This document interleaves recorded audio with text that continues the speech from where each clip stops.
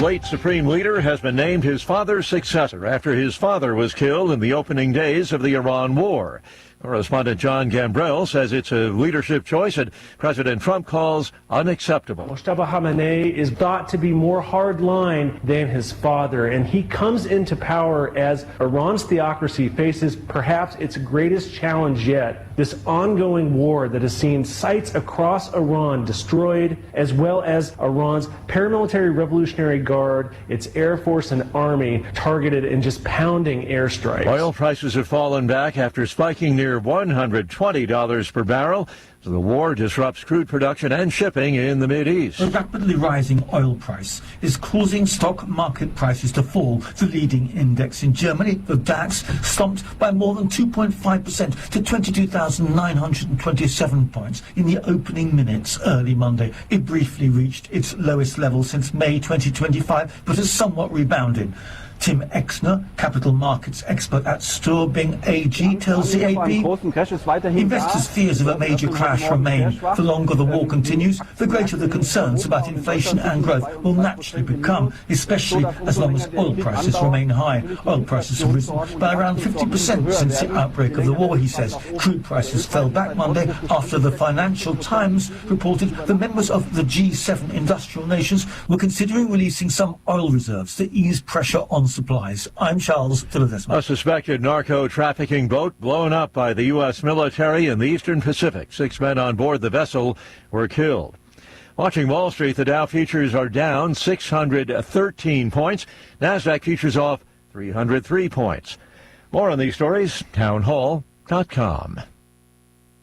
If your investments are in a 401k or an IRA, then listen carefully. You spent 30, maybe 40 years building your retirement. The question is, are you about to watch it take a hit you can't recover from? Military escalation in Iran, tariffs and legal chaos, the U.S. dollar under pressure it hasn't seen in years. History is clear. When this much uncertainty hits at once, the investors who moved into gold and silver first came out ahead. Right now, Advantage Gold is offering a free gold investment kit and a free copy of economist Ken Rogoff's powerful new book, Our Dollar, Your Problem. Call Advantage Gold now at 800-900-8000. Thousands of Americans have already rolled over a portion of their 401k or IRA into physical gold and silver, completely tax and penalty free through Advantage Gold. Don't wait for the next surge to wish you had moved sooner. Results vary. Consult your financial advisor before investing. Call Advantage Gold at 800-900-8000. That's 800-900-8000. Two major economic plans unveiled at the annual meeting of China's rubber stamp legislature outline top priorities. One, building a robust domestic market. The other, building China into a tech leader. Together, they highlight the government's balancing act between its efforts to transform the economy while managing a prolonged period of sluggishness. China is such a large exporter that the choices it makes affect countries and jobs around the globe. The plans presented at the opening of the National People's Congress set to be endorsed by the Parliament on the final day of the 8-day session Thursday. A fire near the historic Glasgow Central Station has disrupted rail service all across Scotland. National Rail says the disruption is expected for trains to, from, and through Scotland's busiest rail station. The station remains closed today, and officials giving no estimate for its reopening. The building dates back to 1851. News and analysis, townhall.com. The Trump administration is vowing to appeal a federal judge's ruling against deep cuts at the Voice of America. The cuts have been ruled illegal. U.S. District Court Judge Royce Lamberth ruled that Kari Lake did not have authority under the law to take her actions. Lake was President Trump's choice to lead the U.S. Agency for Global Media, which includes the Voice of America, but she was never confirmed by the Senate. As a result, the judge said she lacked the authority to lay off most of VOA's employees. Lake called it a bogus ruling by an activist judge that will be appealed. Greg Clugston, Washington. Travelers complained of long waits yesterday that in some cases lasted hours at security checkpoints at airports in Houston and New Orleans. Officials blame the long waits on a government shutdown, Democrats refusing to fund the U.S. Department of Homeland Security and TSA. More on these stories from townhall.com.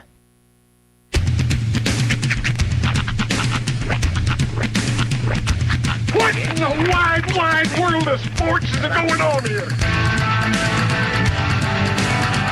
I promise you, whatever scum did this, not one man in this force will rest for 1 minute until he's behind bars.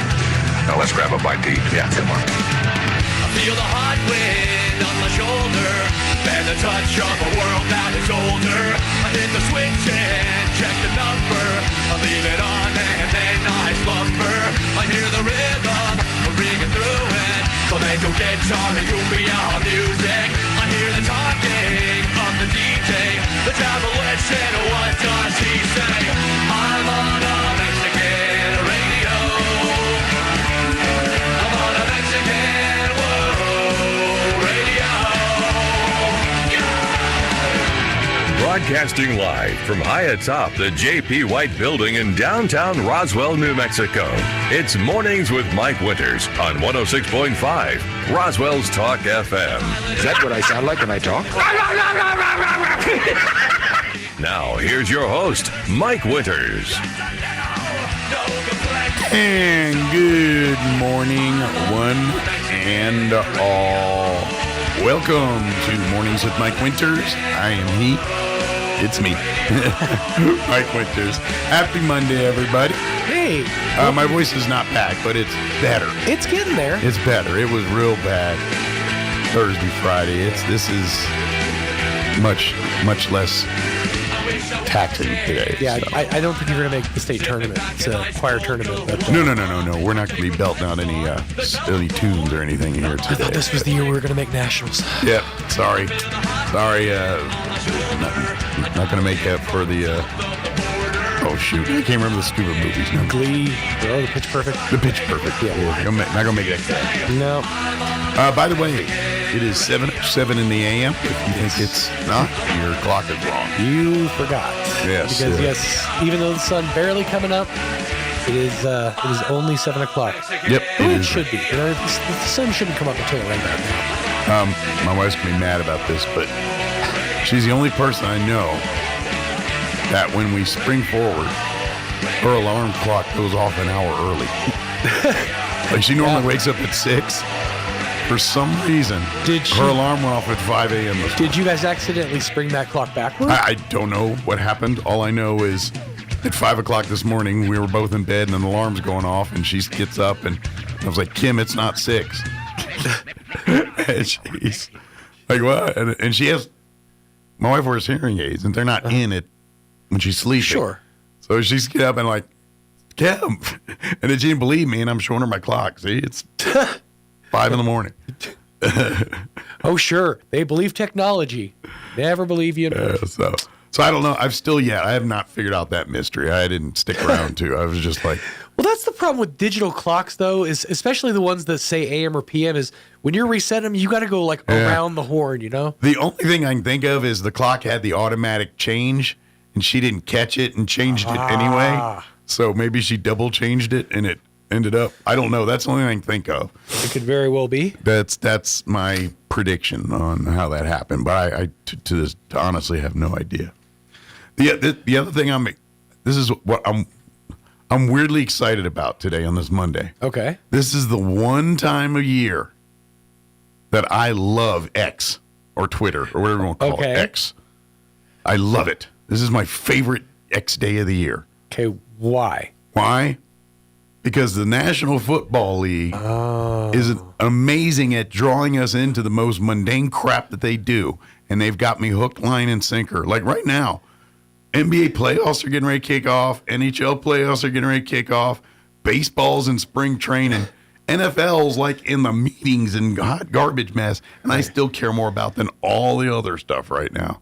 Today is the illegal tampering day for NFL free agency. So they're going to be players are going to be fast and furious signing with new teams today. This is the day that they have a backroom conversation. Officially, they sign tomorrow, but today they can start negotiating with the quoties that they've been negotiating for months now. But they can start announcing things and making players can say, I'm intending to sign with this team and all that. It's funny being a fan of a certain sport. You learn contract law. Yeah. Like how, for example, with my would-be pro wrestling, when you're one of the internet wrestling community or whatever, you follow, contract expiration dates and when they're going to expire because they might jump to another company. But then those companies can tack on time in the back end for if you were injured or had time off, like a significant amount of time off, that can actually be tacked onto the back end of your contract. So it's a whole thing. And so stuff like this is one of those that you can't actually tamper with somebody's contract. You can't actually have a negotiation while they're still under contract with somebody else, at least not above the table. Right. Or if you're the NFL. Yeah, right. But then again, all that stuff gets, leaked out onto X anyway, so you know what's happening. Yeah, so that's why I love this, because literally that is the best information store. You get your Adam Schefters out there, and by the minute you're just going through like, ooh, so-and-so signed. It's literally like Christmas morning, man, for gifts. It's just, especially for teams like mine that preliminarily suck, that this is their Super Bowl season. This is all I got, man, because come December, we're usually way out of it by then. So. That was actually where I was going to go is right when you said this is the one day of the year, I'm like, that the Redskins still have a chance. That's right. We are all Super Bowl champions today, so... But other than that, it's just a garden variety Monday, everybody. Congratulations, Gotta Rocket basketball girls and boys. Unfortunately, they lost their first rounds of the state playoffs of the weekend. Boy, howdy, that boys game was back and forth. Yeah, Saturday night. Oh man, there was a couple lead changes, but ultimately there at the end, they couldn't. The Kirtland kind of ran away with it there a little bit. At the end, last couple got a good run at the end, and that's what sealed the deal. But it was great games, and for they were going up. It was like a 6-11 for the boys, and it was a 1-16 or whatever it is for the girls there. So that was a pretty tall order. That's rough. I mean, when you're going against the number one team, and then you got to drive like 8 hours to get there. It's not fun. So yeah, but they did a good job. So. So I believe the Artesia Bulldog boys are still in. Okay. I know they played Saturday, and quite frankly, after our game here, I went home and vegetated. So I have no idea the outcome, and so, but I'm pretty sure they won. They're like a 2 seed. So I didn't hear a bunch of people from Artesia complaining. So I'm going to say they won. Yeah. So. No new murders over there, so I think we're fine. Yeah, but we're full swing in baseball and softball now here too. So stay on to KSVPTV.com. For high school baseball and softball, and of course Bulldog basketball playoffs as they continue on here. So probably should give you the rundown, huh? Yeah. Speaking of lawyers and all that, you're talking about contract law. The guy might know a little bit about that. Matt Bristol Law Office, going to join us here for his monthly visit, as he always does. Joins us and gives us just good legal advice for family, business, and personal stuff. In the 8 o'clock hour, about 8:15, we're going to replay our interview we had on Thursday with Crystal Noble from the Roswell Humane Society. Give us an update on pets looking for homes and what have you. And then in the 9 o'clock hour, we're going to play the interview that because my voice was just complete hot mess, Sean took over and did. We had General McBurnett, the superintendent president of New Mexico Military Institute, and Lieutenant Colonel Stark, who's one of her global, she got a very important title. It sounds very global. She recruits globally. That's something, it's some fancy title that means that. But with the New Mexico Military Institute, and they'll join. John had a great conversation with them. So indeed. We'll play that in the 9 o'clock hour. Plus, we'll have all of your newses of the local, national, variety, sports, and whatever else we can come up with for today's show. But first, let's take a look at your weather. We got rain chances tonight and tomorrow. Good one. Tomorrow's like rainy and windy, which is kind of different. But here's your weather. Weather this hour brought to you by Southwest Bearing under new ownership. Custom solutions for your heavy equipment. Hydraulic hoses, hose repair, bearings, seals, sprockets, belts, tools, fluids, and fittings. I'm meteorologist Steve Hamilton with your Pecos Valley weather. Some clouds moving in by later on today. A little bit of sunshine, though. Low pressure is on the way in from southern Arizona. We'll be in the low 80s on the afternoon high. Then tonight, scattered showers around, maybe a thunderstorm, mid-40s. And then we've got a pretty good chance of rain coming up on Tuesday. Scattered showers, low 70s. Everything will clear up on Wednesday, low 70s. That's your latest forecast. I'm meteorologist Steve Hamilton. Thank you, Steve. Currently 44 degrees here in Roswell. Humidity is at 55% with winds out of the northwest at 6 miles per hour. Today's going to be warm with increasing clouds, but a high of 83. Winds will be out of the south, 10 to 15 miles per hour. Now tonight, hiccups. We are looking at a 40% chance of some rain moving in, mainly between the hours of 9 p.m. and 3 a.m. Mostly cloudy with an overnight low of 47, south winds 5 to 15 miles per hour. Tomorrow we're looking at a wet, windy day. A 50% chance of showers for the afternoon, mostly sunny with a high of 74. Winds will be out of the west early, 10 to 15 miles per hour, but those winds are going to pick up 20 to 25, gusting as high as 35 miles per hour.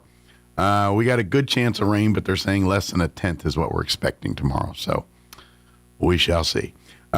Tuesday night, we're looking at partly cloudy skies, overnight low of 49. Winds will remain breezy out of the southwest, 15 to 20, gusting as high as 30 miles per hour. Winds will drop down 10 to 15 after midnight. Glancing at the rest of the week, Wednesday, sunny and breezy with a high of 72. Once again, 20 to 25, gusting to 30-mile-an-hour winds. Thursday, we're looking at sunny skies and 79. And then Friday, sunny and 87. Weekend's going to be warm, too. 89 on Saturday, 89 on Sunday. So pushing 90 for the weekend there. All right, it is 7:16.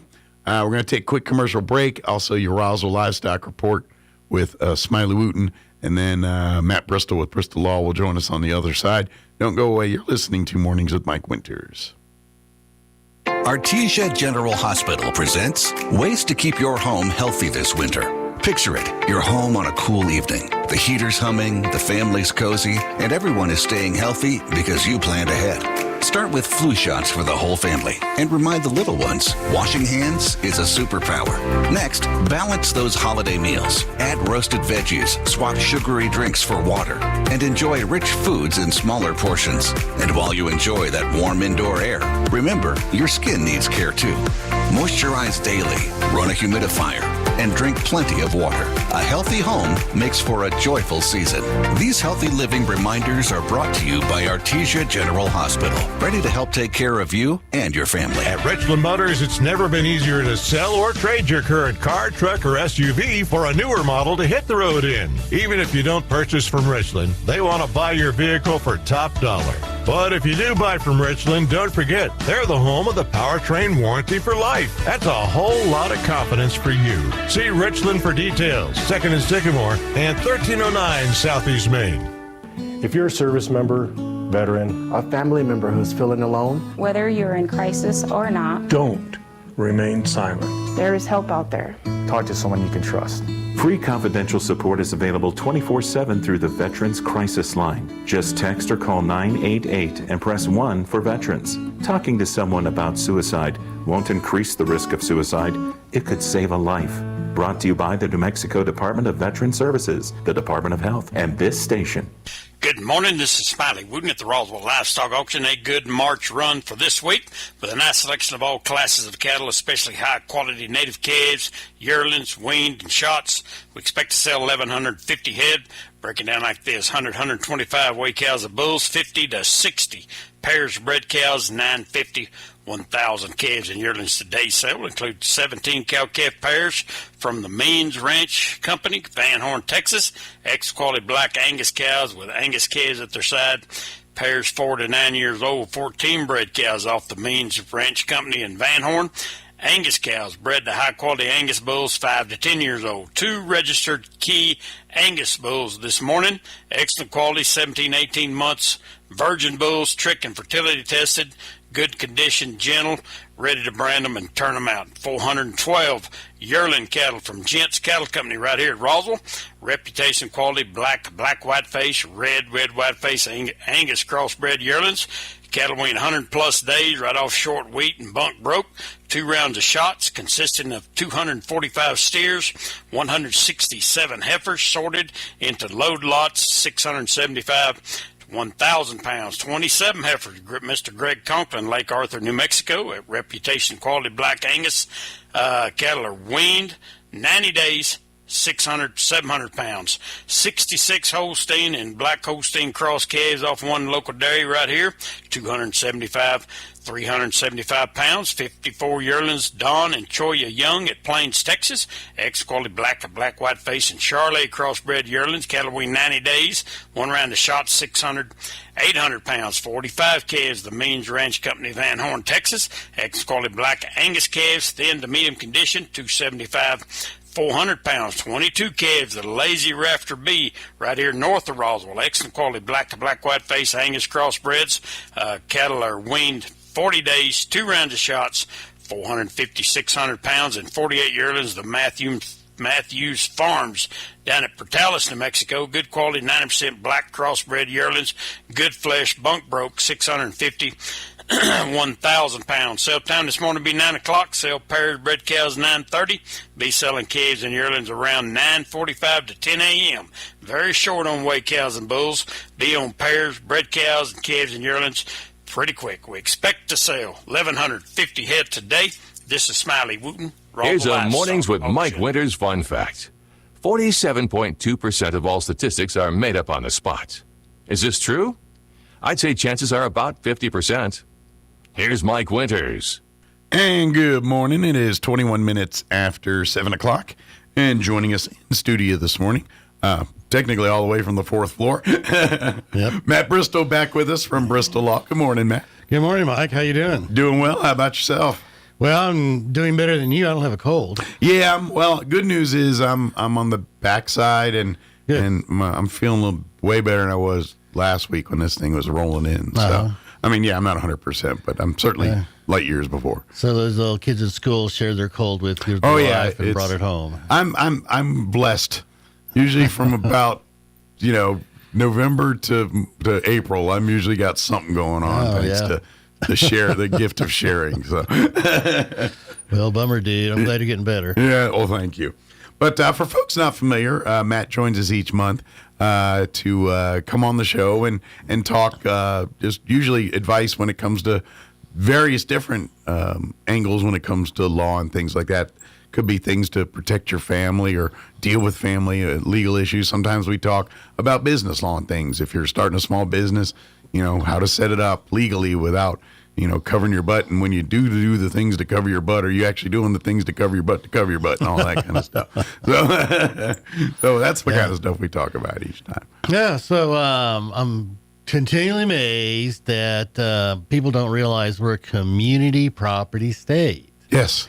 And I mean, it affects everything we do, from marriage to divorce to probate to bankruptcy. And I'm just always surprised when people don't understand we're a community property state. So how many community property states are there in the country? Do you know?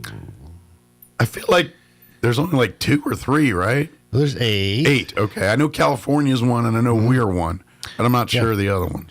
Actually, Louisiana is French community property, so it's a little different. But most of our community property states are in the southwest part of the country. Okay. Because it's a Spanish law custom. So basically, where Spanish influence hit first, odds are there's community law, where the English were coming, they're going to go with the English version. English common law, right? Yeah.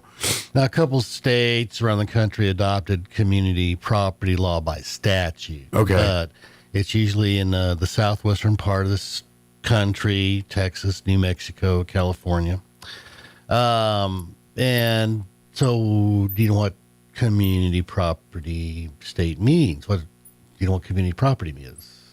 Well, I think it's,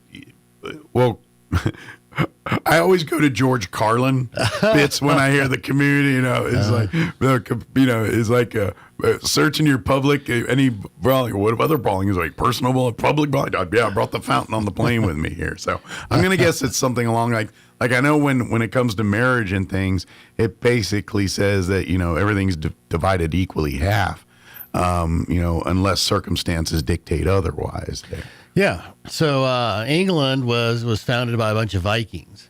And so predominantly, the male Vikings would go out and plunder, and they bring the loot back. Right. And so since they were doing all the work, they owned everything. And so that's English law, is the husband owns everything. Right.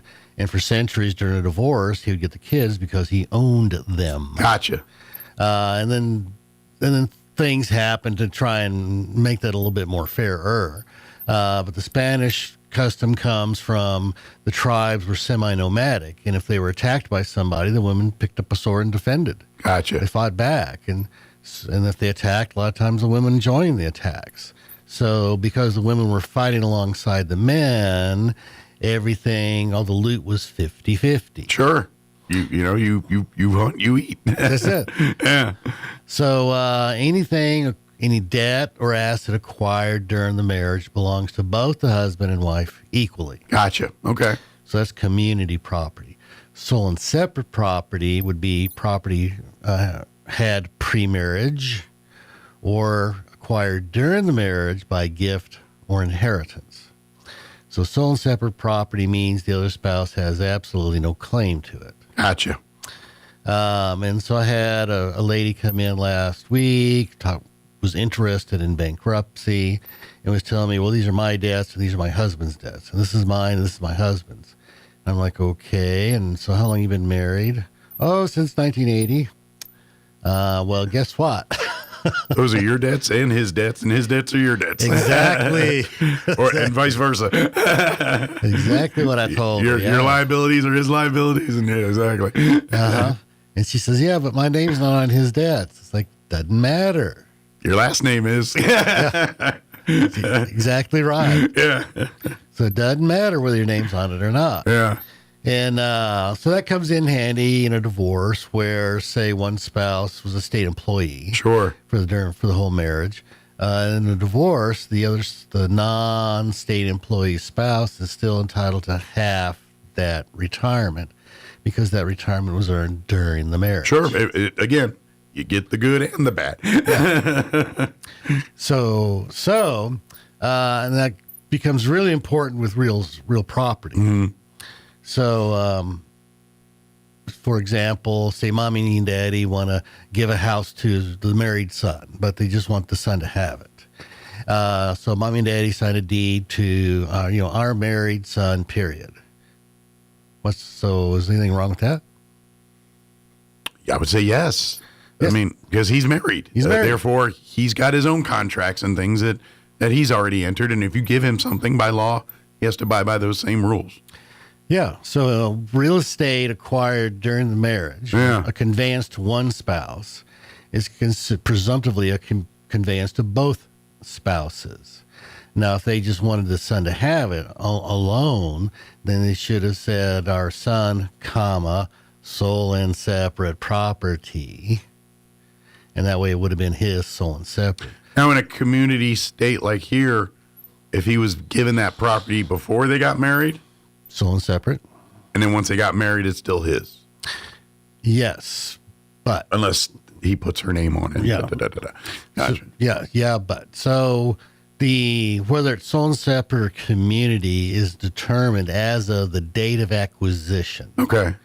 So if the date of acquisition was pre-marriage...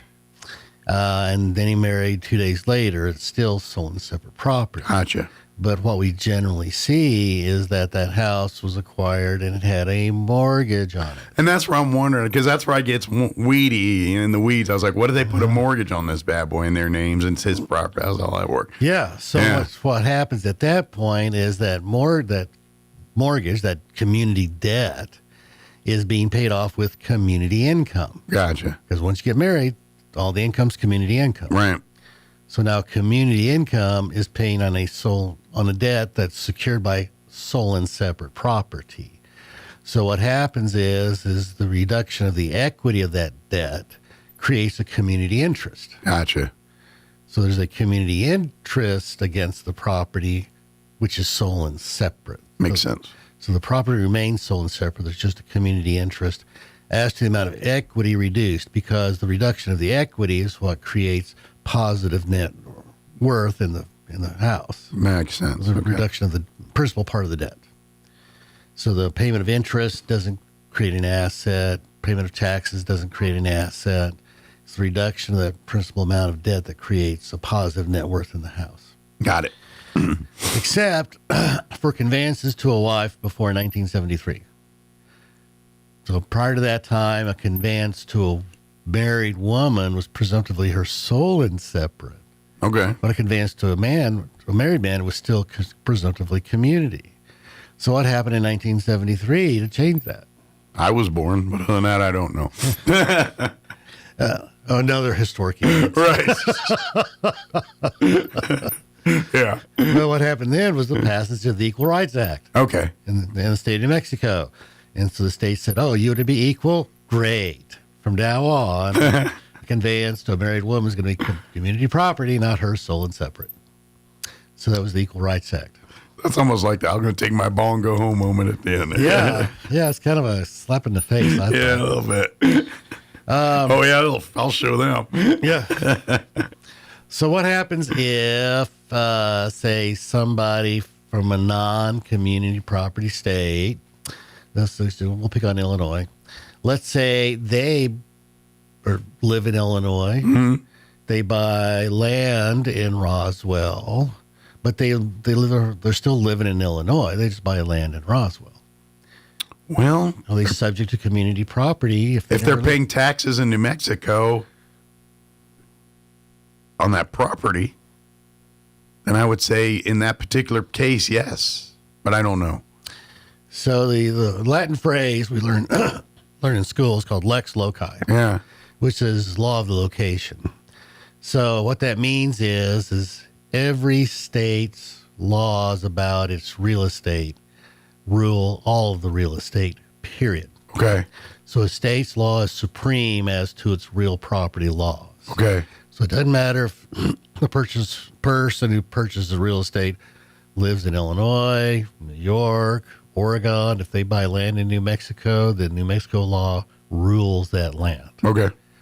And then that way we all have the same title to issue stuff going on. You know, if you were buying a house from somebody, but it depended on what state they were from, as to the law that ruling that land, it's like now you got to know the law of all 50 states. Right. Well, commerce would grind to a halt. So we run into that sometimes. Years ago, I was doing oil and gas work, and a gentleman from Illinois bought some property and some mineral interests in New Mexico and sold a few years later. And so I tracked him down in Illinois. This is back before Google. So you had to do some legwork. Yeah. So I said, oh, Mr. Smith. Yeah, well, I'm looking for the Mr. Smith. I bought some mineral interests in Chaves County X number of years ago. Is that you? He goes, yeah, that was him. Oh, okay. Well, at the time you bought those minerals, were you married? He goes, yeah. I said, well, your wife didn't sign off when you sold them. He says, well, it's none of her business. In Illinois, it's none of her business. But in New Mexico. Yeah. Well, unfortunately, Mr. Smith, we're a community property state, and when you sold that real property interest, minerals are considered real property, and your wife failed to join the deed, that made the deed void. It was bad. It was no good. And so that means the people you sold them to don't have good title, and they're going to sue you for that reason. Ooh. Or your wife can sign off. What would you like to do? You can do this the easy way or the hard way. In fact, I bet a signature found its way somewhere. It did. Yeah. But it gave him the option. But yes, I mean, that's the easy way to do it. And so, but he was still subject to New Mexico community property laws. That's how it works. So that's why, Mommy and Daddy, if you're going to give property to a married child, be sure and recite, son, comma, a married man, comma, as the sole and separate property. You got to recite the marital status. That's why it's a good idea to have a lawyer involved in these kinds of things. Exactly. So can people alter community property laws?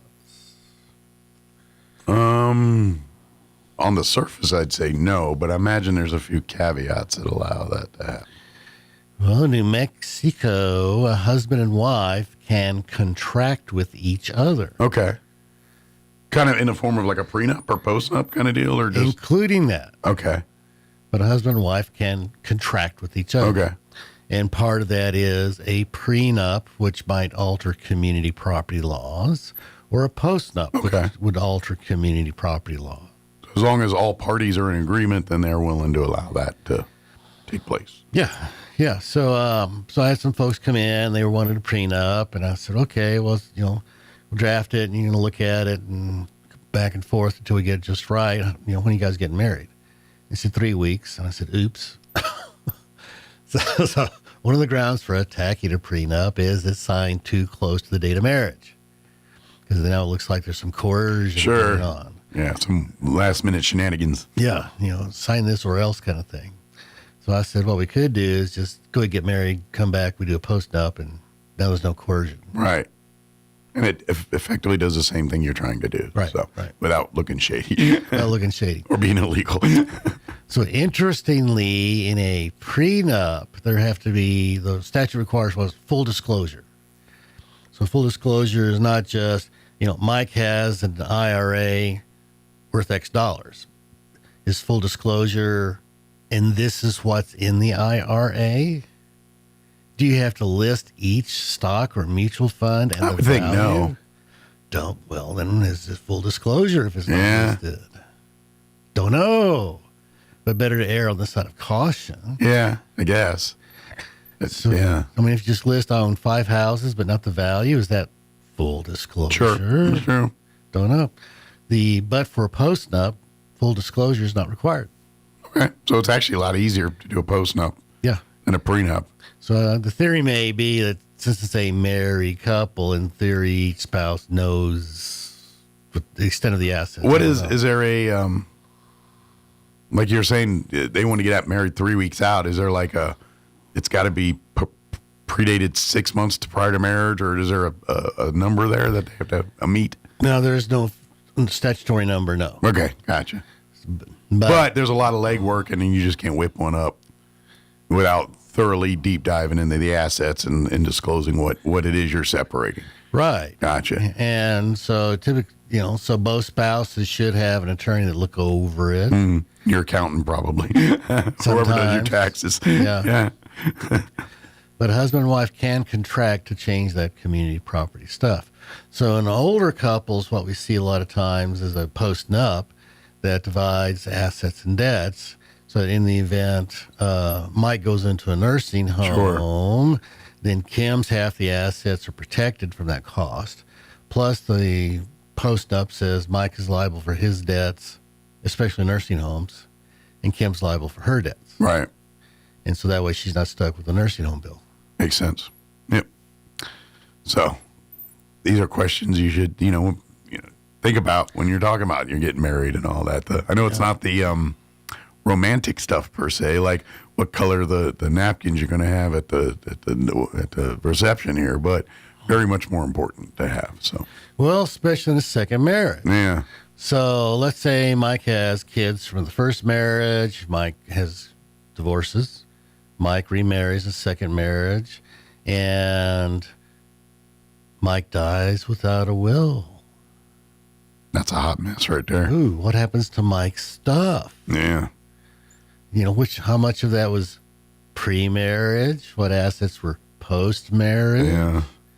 How is that stuff divided without a will? That's a big question. So, of course, pre-marriage, Mike's assets pre-marriage are sold separate. First, Mike was not very smart there to begin with. Well, but sold separate property passes 1/4 to the surviving spouse and 3/4 to the children.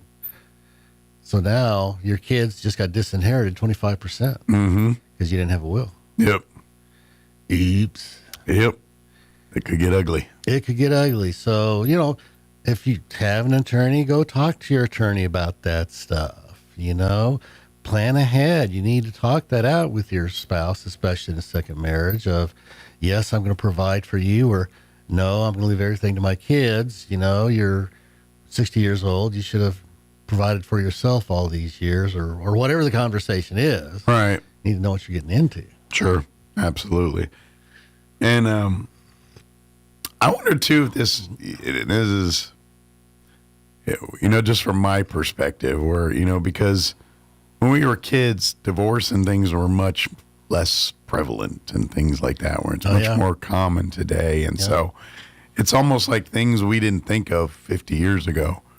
Like, I mean, yes, a divorce did happen, but 4 and 5 of them, and for one person, that's a bit out of unless you're Liz Taylor. I mean, but most other people didn't live like that. You know what I mean? Yeah. And so we're almost setting. I feel like we're setting precedences in this last 20, 30 years of just law. It's like 5 marriage. You know what I mean? It's like we're pushing those boundaries here and testing those theories more and more as we get as we advance as humans.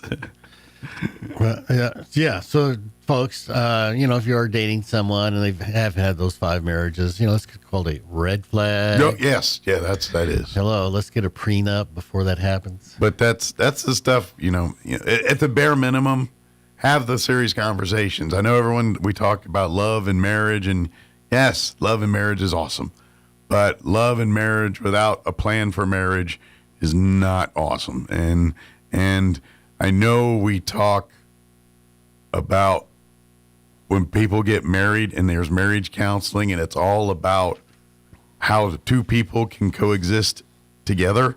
That's what, you know what I mean? As far as we talk about how to, give and take and listen and, that's what we teach. Yes. But in honesty, we need to also teach, hey, you need to talk to the lawyer about setting up this. And, now that you're combining all of your stuff, where's that meeting? And we don't do that kind of stuff. And People don't, no. And I almost think we should. Like if I'm, and to be honest, if I'm a forward-thinking preacher, and a lot of these folks want to have counseling with the people before they marry them, I'm going to add maybe I'm going to talk to my lawyer buddy and have him come in and sit down for a couple hours with him and give him a plan on that side too. Yeah. You know what I mean? And because to be honest, most of the stuff we're talking about here is this kind of conversations we'll be having. Yeah. When they're having the marriage counseling and the stuff that a lot of people go through to prepare for marriage. Yeah, I knew a lady here. She was married to a bank president, a local bank president. And it was second marriage. And they married probably in their 60s. And then after 15, 17 years, the husband was older and he started getting ill. And so she's having to take care of him, and they had to take more and more care of him at the house. Sure. And come to find out, in his will, he left everything to his children of the first marriage. And she's asking me, well, why I'm taking care of him every day. I have to bathe him and feed him, and he leaves me nothing. Why should I stick around? And I said, well, only you can answer that. Yeah. But if they'd had a prenup where she knew going into it what was going to happen, she could have negotiated something or prepared herself for that. Yeah. So that's why you need to have those conversations before the second marriage happens. Is how are we going to treat the money? How you can provide for me or not provide for me, or how does that stuff work? Absolutely, yeah, it is. And to be honest, having those honest conversations then can save a lot of heartache and headache down the road here. So yeah, and Mike and I have urged our listeners in different situations of, kids, before you get married, you need to talk about money and budgeting and finance and, what does money mean to you and who's good at budgeting. And you got it. And this is the part where, and I don't know, this is, marriage, though in our society doesn't seem to feel that way. Marriage is forever. That's the idea is you two, and I get it. We're talking to lawyers. It happens every day. It doesn't last forever. But that's not the intent. But you know why? Part of that is because we don't prepare for it that way. And, we talk about getting children ready to be adults and how we're putting them in their education and their college. And we invest so much time and energy in how to do that. And you need to kind of do that in the marriage side too. Because quite frankly, it's going to be the biggest, at the end of the day, that's going to be the biggest part of your life. Yep. I mean, the job and everything's going to hopefully financially take care of things. But at the end of the day, how you live your life, how you end your life, who you spend your life with, all that's on the marriage side. You know what I mean? In that relationship. And you really, really need, when kids get married, I know this is, you need to think about that kind of stuff. What is that plan? How are we going to, I'm not saying you have to have all the answers at 21 and getting love, but at least be aware, what are we doing here? What's going to happen when we get to this level? Where are we going to be at 5 years in our marriage? You know, when do you want to have kids? When? These are the conversations you might want to think about before you just rush off to get married in Vegas or whatever you're going to do. Yeah, you have discussions of what do you have in common, what do you not have in common, because the part of the human brain that recognizes cause and effect doesn't develop till about age 30. So that's why I think a lot of young marriages don't always work out. I don't think at 20 people really know who they are. Sure. In my experience with my clients, I was young and dumb in my 20s. Yeah. And I was a teenager with a few more years of experience behind my belt, some cases, Yeah. So there's this guy, Jeff Cooper, and his famous line, one of his famous lines was, if you're 20 and you're not a liberal, you don't have a heart. But if you're 40 and you're not conservative, you don't have a brain. That makes complete sense. And that's how people change over time. And so, I'd handle a lot of marriages where people say, well, we just grew apart. And I'm like, yeah, I get it. That actually does happen. And it's nobody's fault.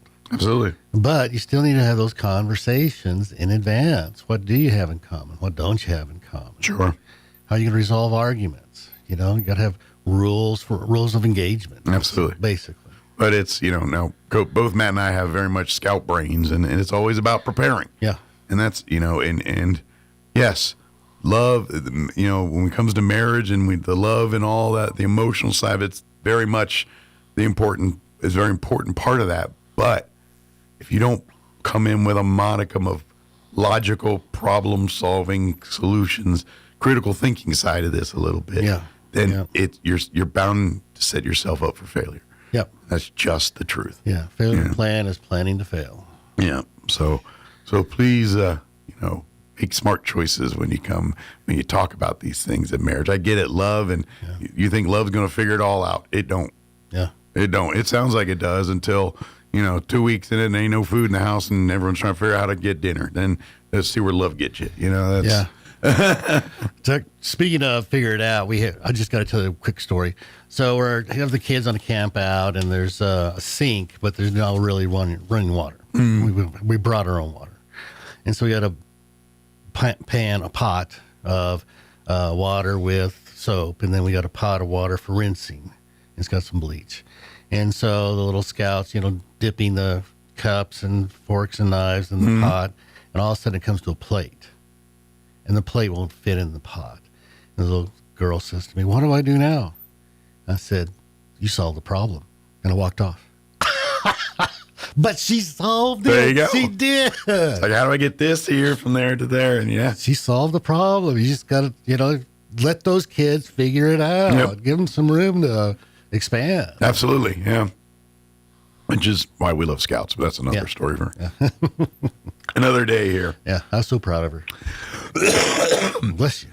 Thank you very much. We got about 5 more minutes or so here. What else do we want to cover here before we wrap up today? Well, a short story. I don't know if it'll take 5 minutes, but is Mr. Katz. And there's a famous Supreme Court case, United States versus Katz, K-A-T-Z. Not the deli cats. No. Okay. Different cats. Sorry, I have roast beef on the brain.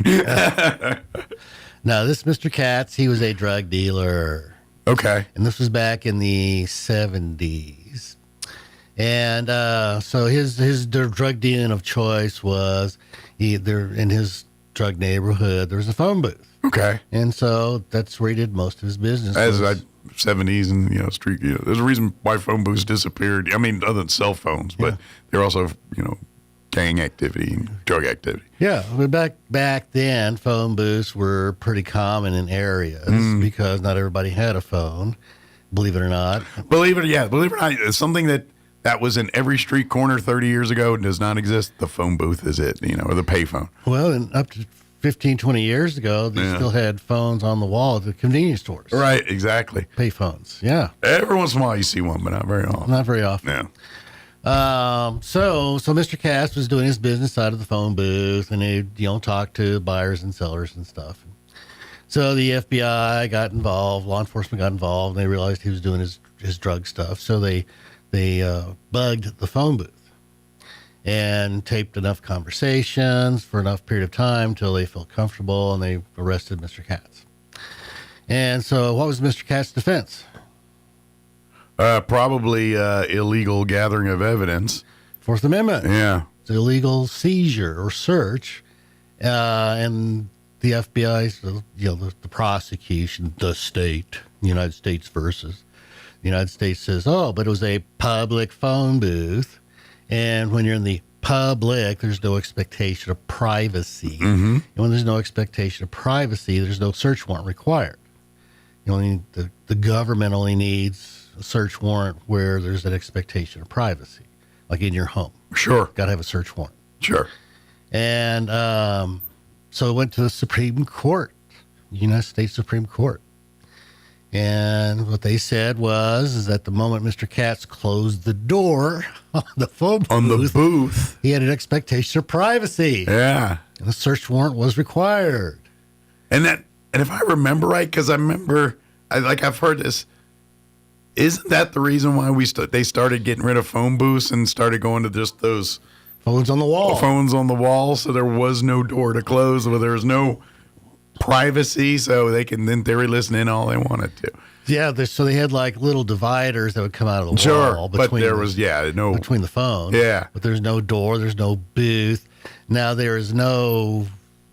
So the answer, Mike, is probably. Okay. No, there's no law passed, and I don't know if there's anything in writing between the government and AT&T. But some people put their heads together and said, "We're going to fix that little red wagon right there." Yeah, but there's probably a phone call that says, "Hey, AT&T, can you please remove?" Because that makes sense. Because really, about early '80s, you stopped seeing phone. I mean, they're there, but they were putting in literally even at like convenience stores, so like outside.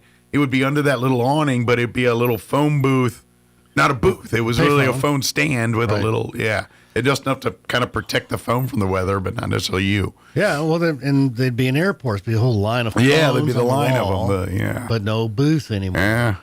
So that was, how much coercion there was back. I mean, I'm just doing the math. It's kind of put that timeline together. I'm putting two and two together. That's how that happened. That's exactly how that happened. Yeah. So that makes sense too. There's no phone booth. Yeah.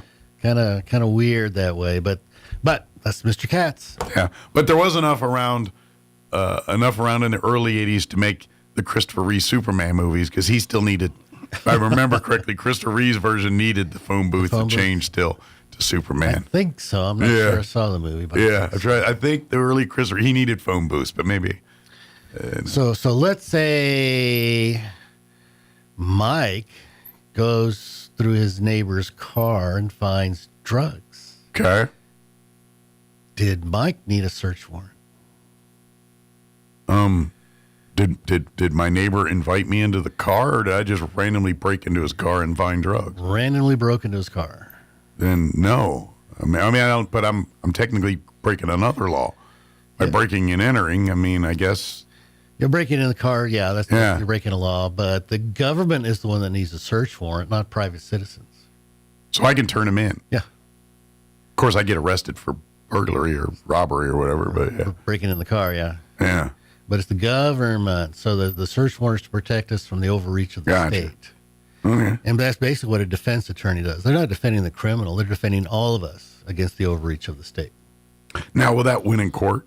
Like if I literally broke into someone's car, turn it into evidence, and could they fight that get a lawyer to get that one thrown out? Well, I don't do criminal law. But just your experience-based stuff. But you didn't need a private citizen doesn't need the search warrant.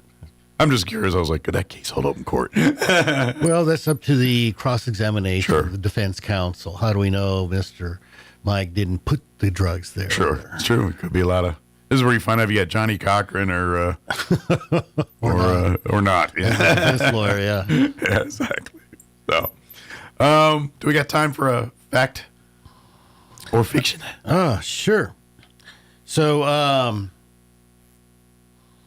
in the ancient Greek world, there was the known world. Okay. And in the middle of, it was called the middle of the earth. So the Greek would be Messiae. Or Geo. Okay. Geo. In the middle of the earth. So there was this body of water that was in the middle of the known world. So they called it middle of the earth, Messy Geo. And so the Greek culture kind of waned, and the Roman culture kind of came on the scene, and they stole the pantheon of gods basically from the Greeks. They just gave them new names, but they took that part of the Greek culture. And the same thing as the Messiae. They did this body of water in Latin was in the middle of the earth. Okay. So if you have a container that has water, it's called an aquarium. Okay. But if it's full of dirt and you got a turtle in there, it's called a terrarium. Terrarium. Mm-hmm. Because terra firma, terra is earth.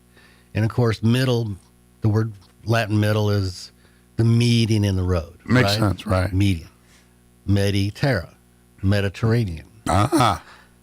So that's why it's called the Mediterranean Ocean, because it's in the middle of the earth. That makes sense. Middle of the known world. Yeah. And brought us all these delicious foods. No, and did you ever see the Med when you were in the Air Force? No, I got to Italy, but I was always in northern Italy. I never got south to get down to the Mediterranean. That is the deepest blue. Yeah, I was. That's a bucket list. I'm going to go back one day.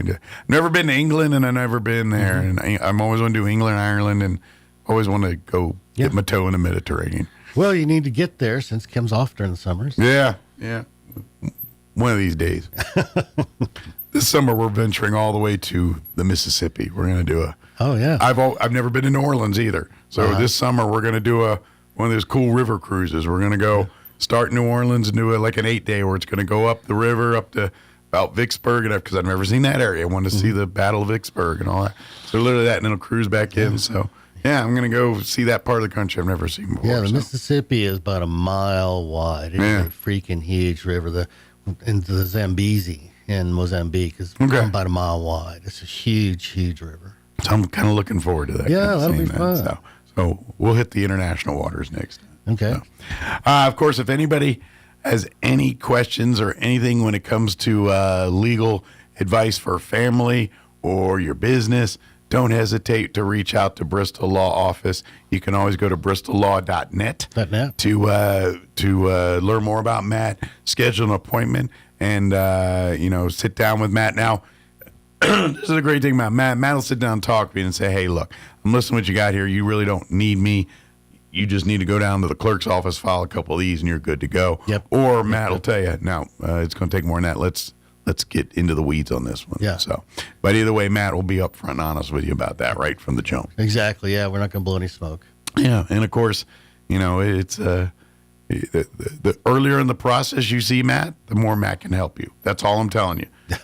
When you let the barn door out, when the horse is gone, it's kind of harder to get him back than when the door's it's easier to make small corrections early on than big corrections later. So sometimes it's like turning the Titanic. It's easier to make small corrections. Yeah, but if you didn't listen and still have it, you'll still take care of it. Well, Mike, hope you get better. Thank you. Well, yeah, we should be better voice next time. So good deal. Thank you so much. Thank you as always, Matt. Appreciate it. We'll see you next time. And stay cool today and dry tomorrow. Yes, we'll cross our fingers for rain. There you go. Absolutely. Thank you, Matt. Thank you.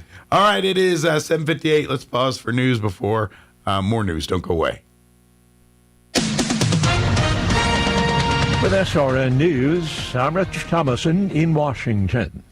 A potential new target for the U.S. and Israel, Iran has a new supreme leader, replacing the previous one assassinated by Israel. Mujtaba Hamadeh is an ultra-conservative, a hardliner cast in the mold of his late father. President Trump calls him unacceptable. Crude oil prices briefly spiked near $120 a barrel earlier today as the Iran war disrupts oil production and shipping in the Mideast. Crude prices have fallen back amid reports that members of the G7 industrialized nations are considering releasing some strategic oil reserves to ease pressure on supplies. The Democrats' refusal to fund the Department of Homeland Security is taking a toll at some airports. Big delays over the weekend. The Houston and New Orleans airports were especially hard hit with hours-long delays. More details, srnnews.com. I'm meteorologist Steve Hamilton with your Pecos Valley weather. Some clouds moving in by later on today. A little bit of sunshine, though. Low pressure is on the way in from southern Arizona. We'll be in the low 80s on the afternoon high. Then tonight, scattered showers around, maybe a thunderstorm, mid-40s. And then we've got a pretty good chance of rain coming up on Tuesday. Scattered showers, low 70s. Everything will clear up on Wednesday, low 70s. That's your latest forecast. I'm meteorologist Steve Hamilton. Bill Cunningham is now in Roswell on 106.5 FM, KEND Roswell. The U.S. and Israel have a potential new target in their war with Iran. The country now has a new supreme leader, replacing the previous one, assassinated by Israel. The son who worked for decades in the shadow of his father has assumed his mantle in his conservative mold. Mujtaba Khamenei is also closely linked to Iran's Islamic Revolutionary Guards, the powerful paramilitary force he joined straight out of high school before studying with senior clerics. Iran's clerics and commanders are now fighting an existential battle, and the real power calling the shots is the hardline Revolutionary Guards. The new Khamenei sends a message of defiance to President Trump, who called him unacceptable, and to Israel, who's vowed to kill him too. The BBC's Lise Doucette. New York City's police commissioner says 2 explosive devices were thrown during dueling protests outside the mayor's official residence, Gracie Mansion, over the weekend, being investigated as an ISIS-inspired act. The Democrats' refusal to fund the Department of Homeland Security taking a toll at some airports. Big delays over the weekend. And it wasn't necessarily because of the war in the Middle East. 2 biggest problems, Houston and New Orleans, where travelers complained of long waits, in some cases lasting hours, at various security checkpoints. Officials blamed the long waits on the government shutdown of the Department of Homeland Security. The estimated wait time at the standard security checkpoint at Hobby Airport in Houston early Sunday evening was just over 3 hours. And officials say part of the problem, college kids on spring break. Jason Walker reporting. On Wall Street, the Dow down 694 points. The Nasdaq is off 268. More on these stories, townhall.com.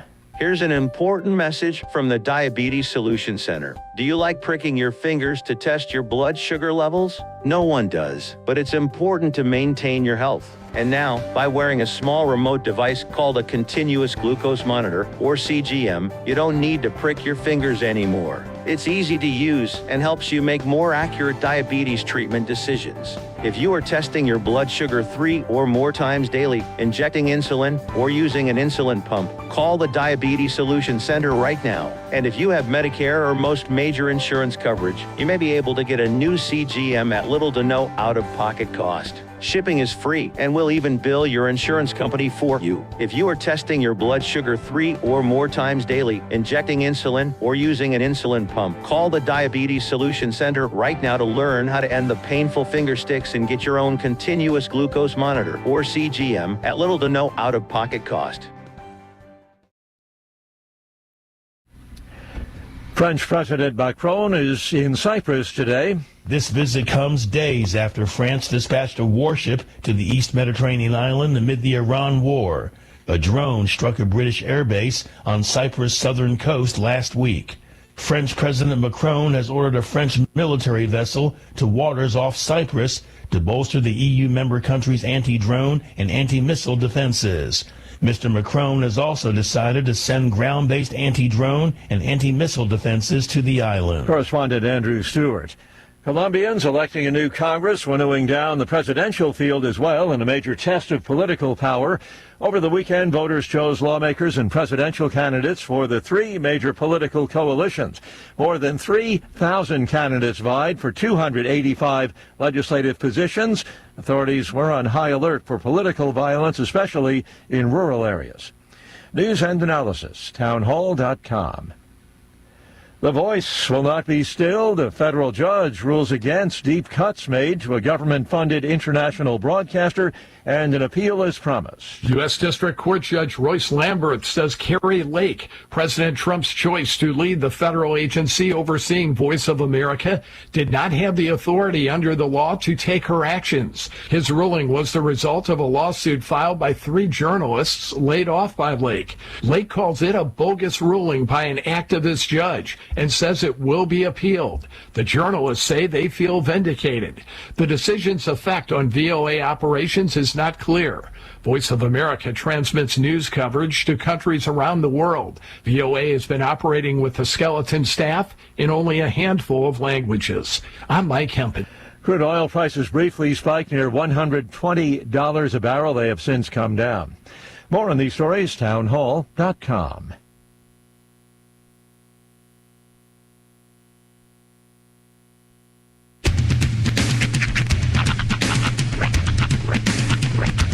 What in the wide world of sports is going on here? I promise you, whatever scum did this, not one man in this force will rest for 1 minute until he's behind bars. Now let's grab a bite to eat. Yeah, come on. I feel the hot wind on my shoulder and the touch of a world that is older. I hit the switch and check the number. I leave it on and then I slumber. I hear the rhythm ringing through it. Flamenco guitar and cumbia music. I hear the talking of the DJ. The devil listen, what does he say? I'm on a Mexican radio. I'm on a Mexican radio. Broadcasting live from high atop the J.P. White Building in downtown Roswell, New Mexico. It's Mornings with Mike Winters on 106.5 Roswell's Talk FM. Is that what I sound like when I talk? Now, here's your host, Mike Winters. And good morning. It is 6 minutes after 8 o'clock. Welcome to hour number 2 of Mornings with Mike Winters right here on 106.5 Roswell's Talk FM. Happy Monday, everybody. Yes, welcome back. Hope your Monday is going just swell. Post time change, now that the sun's up, it's all kind of back to normal. You won't really feel it again until you're like 6:30. You're like, when is it gonna go down? Yeah. I've just gotten used to the early, the early nights. Yeah, I'm a little out of sorts. My internal clock's a little off this morning. I kind of yesterday I was always I was the hunger and I was supposed to be tired and I was supposed to, you know what I mean? I'm glad they gave us a buffer day, you know? Yeah. That was nice to we at least got a little cushion from having to go immediately straight back to. It's like if they did the same thing for us for the daylight saving time as they do the Super Bowl, I think we'd all be a lot better off. Right. Saturday evening, Sunday morning at 2 a.m. if that's when you guys want to do it. Although I remember those days of being a shift worker working Sundays and on those time change weekends. Yeah, that was brutal. Brutal half the time. The other half was great because you look down like, oh, it's 3. Yeah. I never liked it. I was never a fan. No. There's a certain time when, I mean, if anybody who's ever worked like a graveyard shift, like a gas station, there's a certain time where it's just like, what are you doing? Yeah. Why are you up? And it's like 3 a.m. you can kind of accept, but it's like 2:45 a.m. It's like that one little window of time. It's like no one should be conscious at this point in time. When I worked midnights in the Air Force,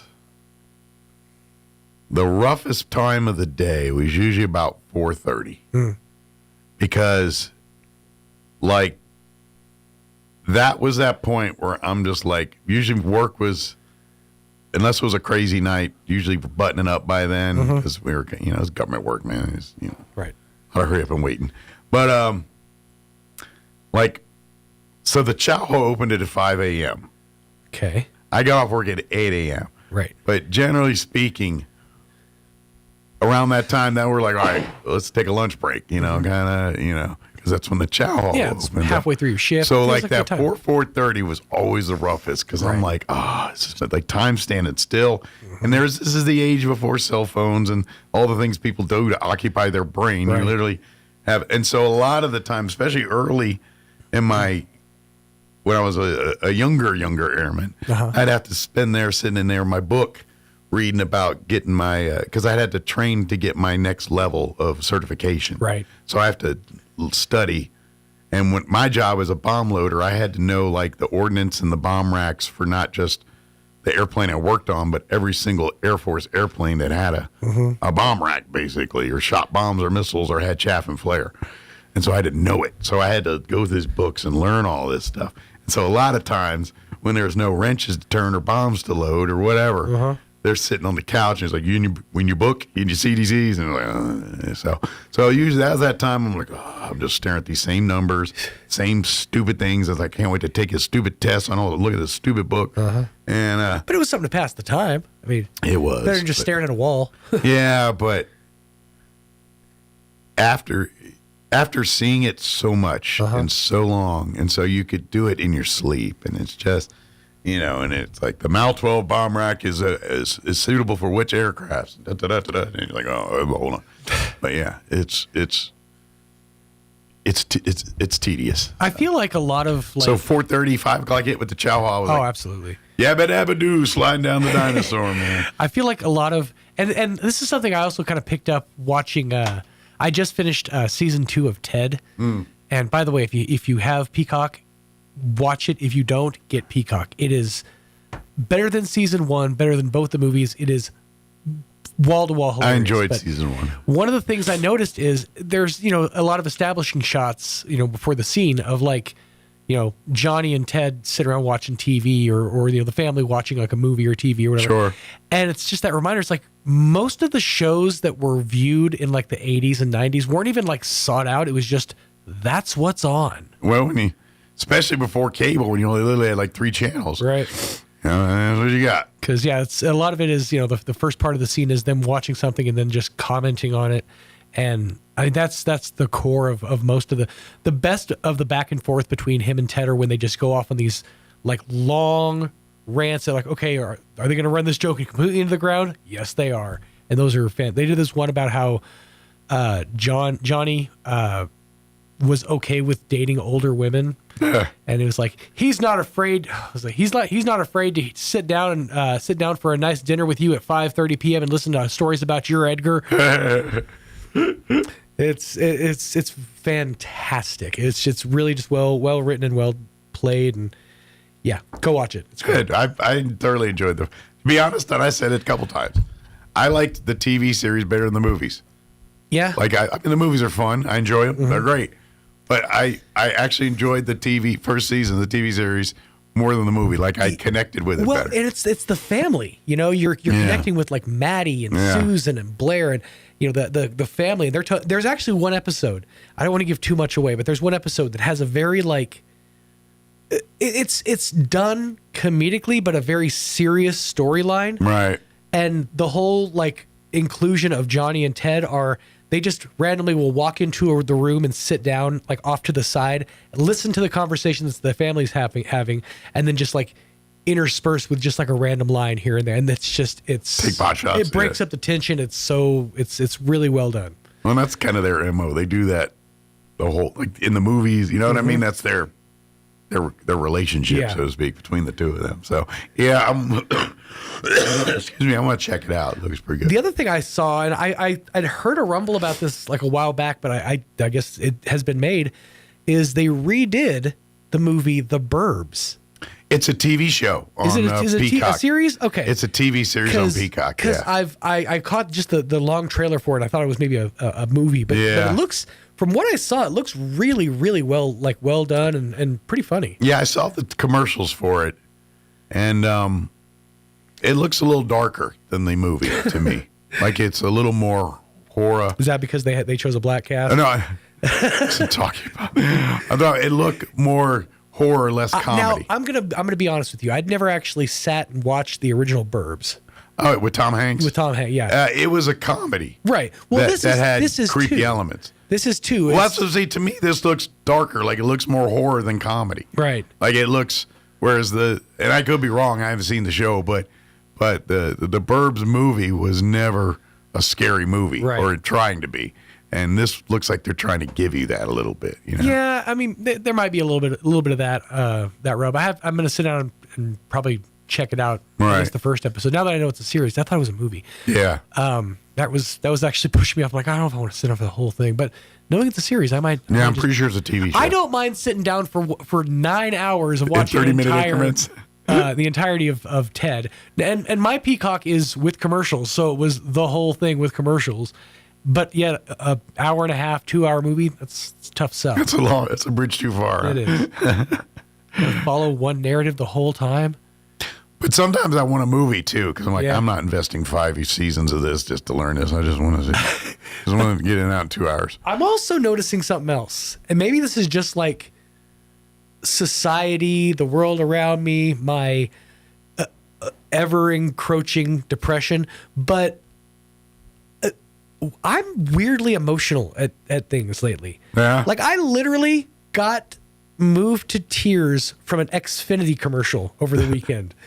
And I made note of it too. I'm like, what is wrong with me? You're Christmas. You're Lloyd. You're literally Dumb and Dumber, sitting on the bed, crying their eyes out to like the Pacific Bell commercial, right? Because they're blowing their nose in their money. Oh, it's such a touchy commercial. That's you. That was me, and I didn't expect it. It was literally I was watching. I think I was watching Scrubs, and it was just right in the middle of it. And I know Scrubs is already one of those shows that kind of gets you, towards the end. Right. But it was right in the middle. It was, coming off of a funny portion of the show, and it's just this commercial talking about this kid and his 5-year-old, his fifth birthday or whatever, and he's like doing his own zipper, and it's a flashback to all the. By the end, I'm just like, I could literally feel a tear well. Like, what the hell is wrong with me? Yeah. And then I called my kids. Oh, these allergies are awful. Oh, man. Cutting onions. That's right. Yeah. It's tough times. But it's true. Let me give you the rundown. Excuse me. Oh, yes. For this hour. We're going to get you update weather and all that here in just a few. We're going to replay our interview we had with Crystal Noble for the Humane Society on Thursday. She joined us to give us an update on pets and things, looking for homes, kitty cats, and what have you. My cat this weekend, she's our new cat. Reba? Reba. She surprised me again last night. Oh, yeah? Yeah, I woke up about 1, 2 in the morning. Okay. And I was laying on my side. And sure enough, she laid literally like right next to me to spoon with me. In your negative space or whatever? And she laid right there. Next thing you know, her head's kind of laying right here. Mm-hmm. And I just kind of wake up and I'm like, oh, she's all, it kind of, because they do that to Kim. They don't do that to me. And so when I wake up in the middle of the night and she's like trying to spoon with me, I was like, oh. Yeah. Ever since I got back from Vegas, my cat has been overly what was the term I used the other day? It was affectionate forcefully affectionate. I got you. Like, you're going to let me climb on Let me your love lap. you, dang it. Right. Yeah. But it's at certain times, like, I need to go to the restroom or get up and have, a snack, make a sandwich or my something. foot's asleep, yeah. And he's positioned in such a way that if I get up, it's going to greatly offend him. And he'll tell me too. I was like, I move my leg a little bit. And he's like, yeah. Goes to the other end of the They all couch. go through that age old. We don't want to disturb the cat. It's like, I'm sorry, dude. I can't wear you like a bandolier all the time. Yeah. Kim goes through that way worse than I do. I'm like, all right, dude, time to go. And they're good. But yeah, they don't come up to me in the middle of the night and do that. So she's doing that. That's why she's done that now. And I'm like, oh. It's nice, but then you're like, well, now I can't roll over. Well, she only does it for a few minutes. She comes, I don't know. When I notice, and then I'll pet her. And then like she was there for a few minutes. And then I think she went and proceeded to wedge herself between Kim and I's pillow there. So that was kind of. She's endearing herself. I think she's finally kind of getting used to the environment, the smells. Well, she's like cling to Kim, but me, it takes a little more. Right. But now it's kind of like. And there's not a lot of feline rivalry, I'd imagine, anymore. Bella gets tired of her and gets mad, but they play more in it because she's a player and Bella's being patient that way because Bella could be just sitting there minding her own business. And then this one comes leaping out and there. We're just pouncing on her. And she's just like, and then they're rolling on the floor. And so to her credit, she's very patient with that. Yes. So, but I've had times where Bella's just sitting there and she starts walking away. She goes, don't come near me. Go away. Yeah. That's the equivalent of your kids getting like right up in each other's face and going, I'm not touching you. I'm not touching you. But Bella's the grumbler anyway. Right. Like she's the one that's like, she'll get mad at like, you'll do, get out, go. And then she'll go walk away. And as she's walking away, she'll turn and go, she literally will do that walk away. I'll get you next time. Right. Gargamel over here. So, all right. We're going to play an interview with Crystal here in a few. Before we do that, let's take a look at your weather, which we got everything. Wind, rain, heat, cold, all of the above. You got it this week.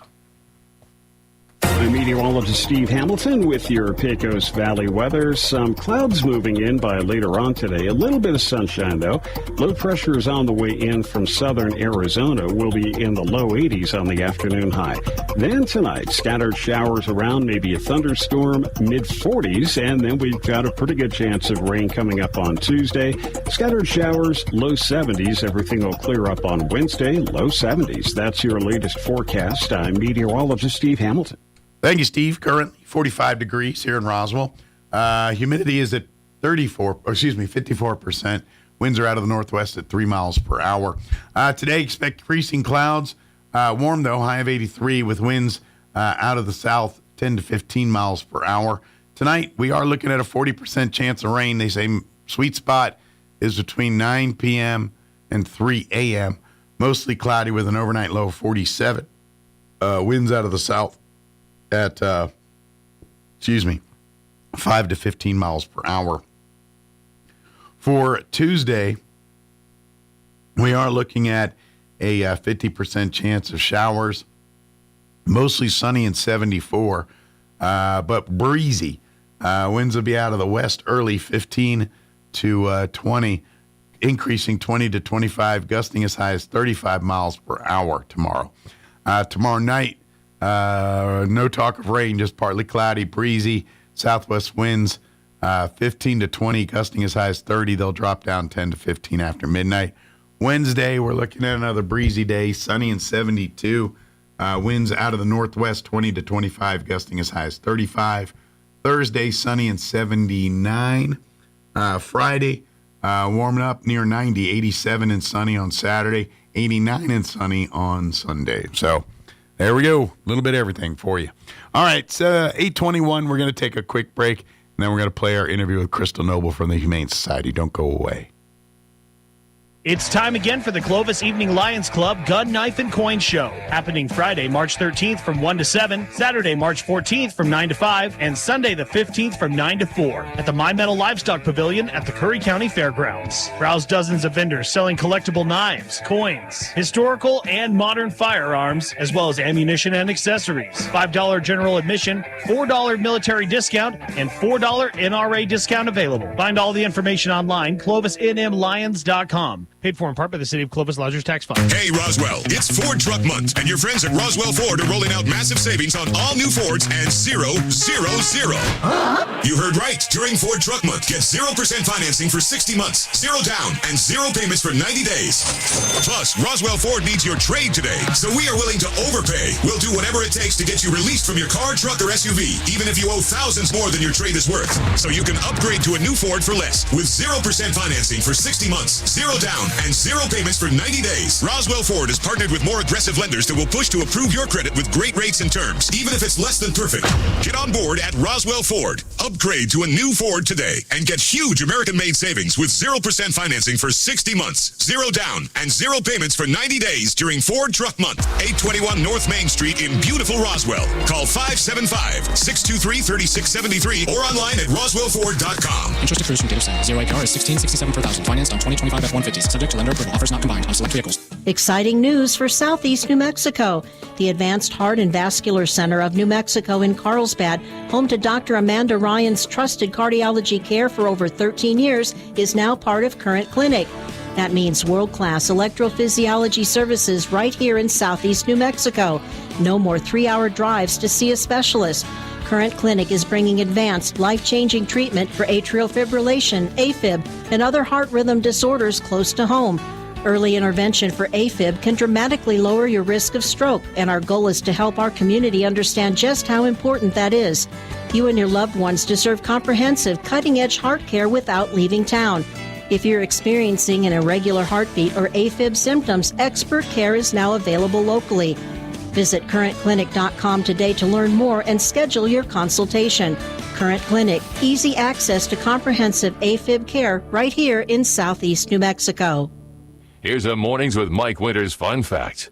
The U.S. Treasury once considered producing donut-shaped coins. They instead decided to go with coin-shaped donuts. Here's Mike Winters. In studio this morning, Crystal Noble's back with us from the Roswell Humane Society. Good morning. Good morning. How's life at the animals' home this morning? Warming up quite fast. I was about to say, yeah, it's supposed to be 80s today. I know, and windy. So we're still in that window of it's good to take the animals out, but we're going to get to a point where it's going to be too hot. Yes. Unless you do it like in the morning or maybe late in the day or something. Normally, like in the summertime, we have everybody that wants to walk dogs come like in the peak, like between 8 and about 11 is when it caps off, because it's not only too hot for you and for them, but that asphalt gets super hot. And in order to get to the park, you got to go across the asphalt. Just walk barefoot on a sidewalk in front of your house or your driveway. Yep. And take that times 20, and that's what the dogs are dealing with when you just walk them over to the park there. Right. And, sidewalks, they get really hot, but asphalt heats up even faster because it's got partial tar mixed with it. And if it's black. in direct sunlight, it's going to be hot quick. That's why you always see them TikTok videos of people frying eggs on the pavement and what have you. Yeah. And so, in the mornings and stuff, it's cooler and safer to do that. But personally, for your own pets, same kind of logic here.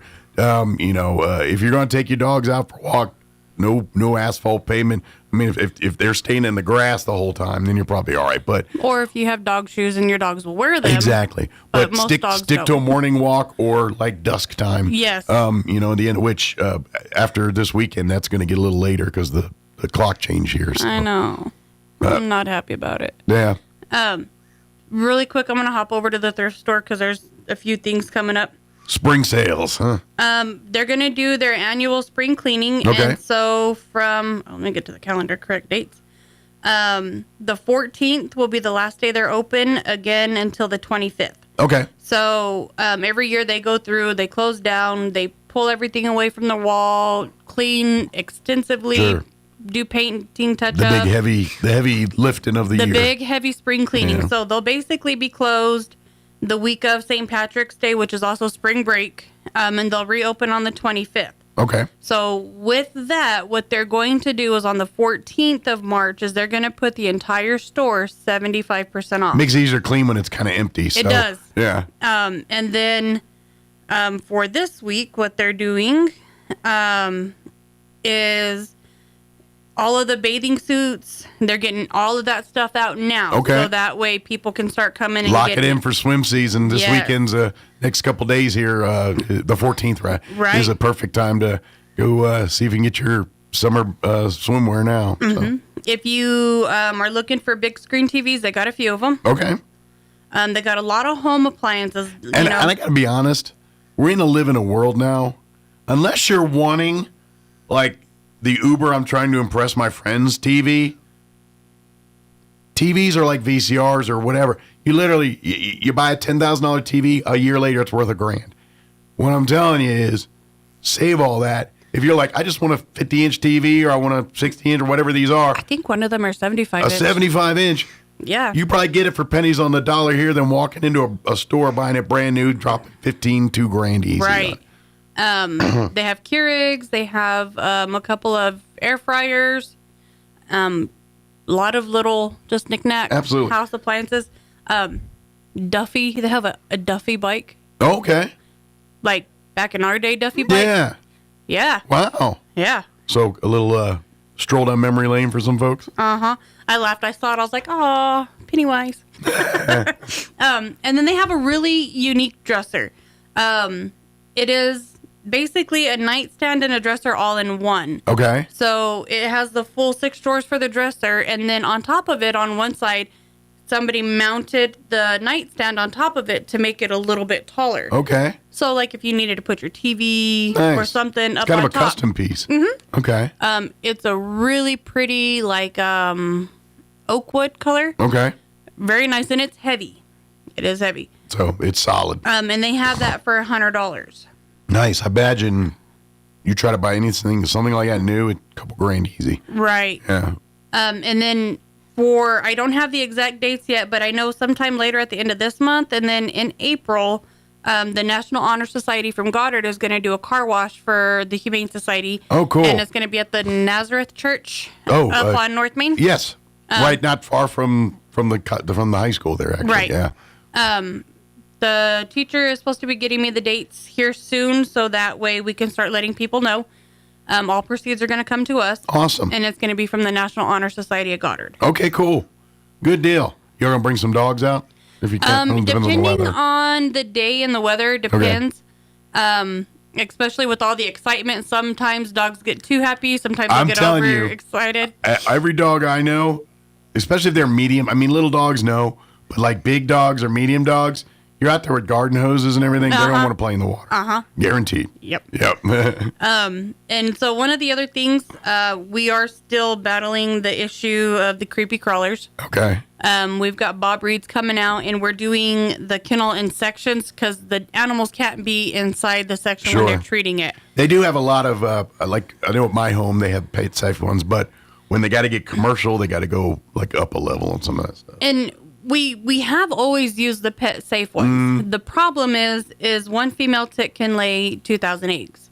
It's just not strong enough. And so we clean every single day. So basically we're cleaning away the pesticides. You're actually getting rid of your own protection We here. are. By the bleach is killing everything, the good, the bad, and necessary. Yes. So what we're doing is they've got a really neat aerosol product that it kind of lays down like an oil coating, and it can go into farther areas than some of the other pesticides. Okay. And so we've moved dogs from one section completely out, cleared it, let them go in, treat it, let it set for 10 days, and then we can go in and clean as normal, put animals back in, and then doing another section. We still have one more section to do in order to treat the entire kennel, because if you only treat one section, they're just going to move all the way down. Sure, I mean, you're just pushing it down the hill, basically. Right. Yeah. So it's a little weird on how we're having people view dogs because everybody's in quarantine right now. In order to treat the non-quarantine areas, I had to put everybody back in quarantine. Right, for safety of everybody, including the... And then they ask us not to let people go in on the pesticides that, don't have the proper equipment because we don't want them to track something home and get one of their animals We'd sick. hate for anybody, yeah, exactly. So if you go on the website, you see one of the dogs that you want to visit with, we'll bring them up into the front area where it's safer for you and for them. And then if there's somebody else you want to see, obviously, we'll just continue to rotate that out. Yeah, that way you can do a kind of a personal meet and greet type version for now. So cats, we have cats galore. Lots of cats. They're all looking for homes. They are. Cats. We have a few adult cats that would do okay with others, but then we have Brutus, who's just like, nope, I want to be an only kitty. Yeah. So if you want to be an only pet owner and you want a cat that's going to be like a dog, that's going to be best of both worlds, a little bit independent, but a little bit needy, Brutus would be your guy. Good deal. How old is Brutus again? He's about 4. Okay, so still young, but out of the kitty stage. Mm-hmm. Yeah. In moments, you give him some catnip and he's like a kitten. Sure. Still young and spry, but a little more mature. Mm-hmm. He's big tomcat. That's why he got his name Brutus. He's big brute boy. But he's very affectionate to people. He loves to sit on your shoulder. He likes to be carried like a baby. And he's a hefty boy to be carrying like a baby. And then we have Joan Jett, Cindy Lauper, and Bette Davis. They're all from the same household. In fact, I have Cindy's sister. You do? I do, yeah. Yeah, you have one of the sisters. Yeah. And they're all petite, you know, they're not big, huge cats. Although I will tell you this, her sister, Reba, formerly Lucky, I think, she's long. They are. Like when she fills out, she's going to have some size to her. Like I've watched her stretch, and I'm like, ooh, she's long. She's a long cat. So I got a feeling she's long and lean. When she gets older, she's gonna be a big gal. I just got a hunch. So, they're super sweet. They're very affectionate. They're very loving. They share the same personality as her. You know, they want the love. They're want very the playful too. So they're you know they're and so with them having the young mindset, and this is something I got to remind people. Like even kind of remind my wife a little bit. It's like, look, this is a teenager. They're full of energy. They're gonna they just do things no matter how many times you tell them no, because that's what they're at right now. They're at teenage life. You know, teenagers don't listen to parents. So there's a lot of no's. There's a lot of, you got to build that repetitiveness into them so they understand, no, I don't want you on the counter. No, I don't want your nose in my food when I'm trying to eat. You know, whatever that is. If you're eating chicken, she wants a bite. Yeah. And Reba is not bashful. She'll literally get up in your business, want to know what you're doing. She has no personal space. Yeah, she's not that. That's not her forte. And like you're up on the kitchen counter cooking, and she's hollering because she wants attention. I'm like, yeah, what's up, dude? What's up? And then if that's not enough, she's up on the counter like, dude, I don't want you here. No. Yeah, so it's a lot of that. This is not the time and place. Yeah. She's definitely, you know, the same as her sisters. You know, one of the kittens that we have. Her name is Ritz, and she's the same color as Reba, and she likes to climb. So we have to, like, kitty climb proof. She's the one that you got to prove, Yeah, because she likes to pop the drop ceilings down, and I'm like, nope, we are not losing a kitty So in the if you room. got, like, high spots or like shelving that you don't mind cats, like, making little nooks and things, and be a great cat for that. We see a lot of those videos where people make, like, the runners for the cats, and I think she would probably be one of those cats that would absolutely love it, where she could have like her own like little. So if you like wanted to build one but never had a cat that maybe you want to try it, this might be she would be your cat. Your test candidate. She is definitely adventurous. She has no sense of this might hurt. Right. She's like, let's do it. Reba's got a little of that. Like her sister. Because, like, she's too trusting. Even as she's getting older, she'll just, like, lean, and it's like, there's no way for you to lean without me catching you. You're going to fall on your butt right here. And so she just kind of, and it's like, you better catch her. She's going to be out on the floor here in a minute. She's like, let's do the test. Yeah, yes, she does that. Trust fall. Yeah, you know about that. Yes. But Reba is so sweet. She's so fun, and she's just about 4.5 to 5 months. Okay. Maybe 6, give or take. Super sweet, very playful, loves to climb. Pretty cats too. Yeah, they're very. And Gray, he is a gray and white cat. He's your typical boy. He wants to be into everything, but at the same time, he's like the mama's boy that wants the constant attention. Gotcha.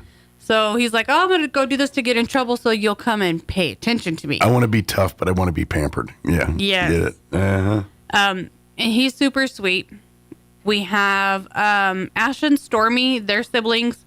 They're probably close to right about a year now. Okay. And they're kind of pudgy bunnies. They need a little bit of exercise. But they're both so sweet, so friendly. Stormy has a little bit of a moments where Stormy's like, I don't want to be loved, but then I want to be loved. And can't make up its mind. And that's kind of cats in general. And you're It gonna, is. And this is something, you know, when you meet these cats, you're going to see like initial personality. But once you take them home and put them in your world and they get acclimated and create their own world, you're going to see, you know, all of it. The good. I'm not going to lie. There'll be a few things you put up with like, oh, you've been hiding that little trait under your personality here until later. But once they kind of let their hair down and feel safe and comfortable in the environment, you will see all facets of their personality. So, if you have time and you want to come down, but maybe you're not able to adopt a cat or a dog, we always encourage volunteering because, one, it helps give them some out of the kennel time, some human interaction. And it's good for mental health for people, to play with an animal, to see an animal's personality grow and the trust build. It's really hard to be in a bad mood when there's a pet rolling around on the floor with you. You know what I mean? It really just really is hard to be in a bad mood when that's happening. So, we have. I'm trying to think what else is coming up. I know with spring and all that. Is there like the big annual garage sale thing going on or any of that? I know we haven't done that in a long time. Okay, I didn't know if that was I know COVID kind of killed some of that, but I didn't know with permits, the insurance that you have to obtain to do it. It literally cost us more money to do it than it did to actually have the yard get sale. the money from it. Yeah. I think we're going to be working on a couple more fundraisers a little bit later in the year, closer towards the air race time. The comedy night was great. I'd love to see them. That is coming back. Good. That was a fun night. That is one of them. We're going to try to pinpoint that down to like the weekend of the air race, so that way we get can some out-of-towners get some out-of-towners to come. See it. Yeah. But that's in the working. I think they're going to be working on another fundraiser here soon. Just kind of multiple people on the board, and then myself having surgery kind of put things a little back. I know that life. So my wife's on the board, so she sees most of it too. So. Yeah, and then they want to do the other foot, and I'm like, let's kind of wait. But in the meantime, yes, you can always donate. They're always accepting cat litter, cat and dog food.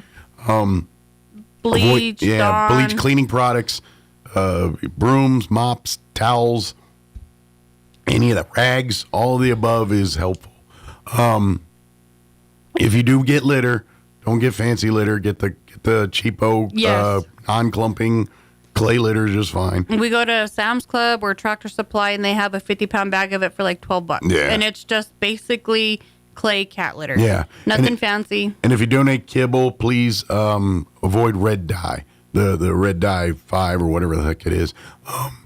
For dog food, if you get the pedigree chicken, a lot of times they got that big 50, 60-pound bag. If you get the pedigree chicken, that's a good, cost-effective, healthy alternative where it's not the fancy high-end food, but for the price point, it's a pretty healthy option for a dog. It is, especially when you look at a lot of the ingredients in the pedigree. They're very similar to some of the higher-end foods, and it's not as expensive, and it's more cost-effective. Sure. And we live in a world now where we all have to pay attention to budget. I mean, if you got bags of blue Buffalo or whatever it is at your house and you want to donate it, great. But if you're going out to buy it, don't waste money on expensive stuff. No, very rarely do we need like special circumstance food. Yeah. And typically when we do, the vets are pretty good to us, or even Petco. If I call them and tell them, hey, this is what I have, this is what we need. If they have it, need or whatever. Yeah.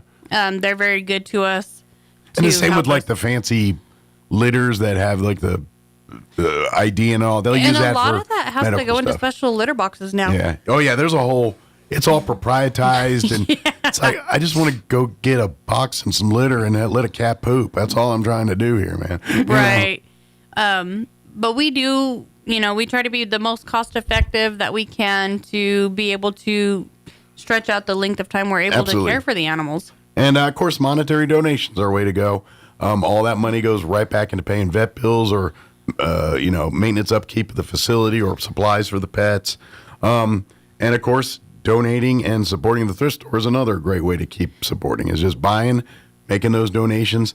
Like when they have the big the pre-spring cleaning sale here on the 14th, go there and help them out. Buy a bunch of stuff.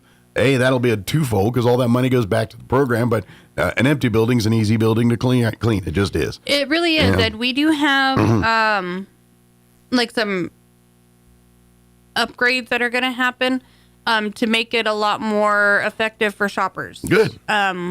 Camille's husband does so much to help out over there when he's able to help build racks and stuff for her to actually hang clothes on and make it more roomy where people can walk around and it's not so crowded. It's like a nice shopping experience, like at a store, as opposed to going to a thrift store, Right. And, we want to make sure that the areas, walkways are clear and there's enough room for everybody to come in and out.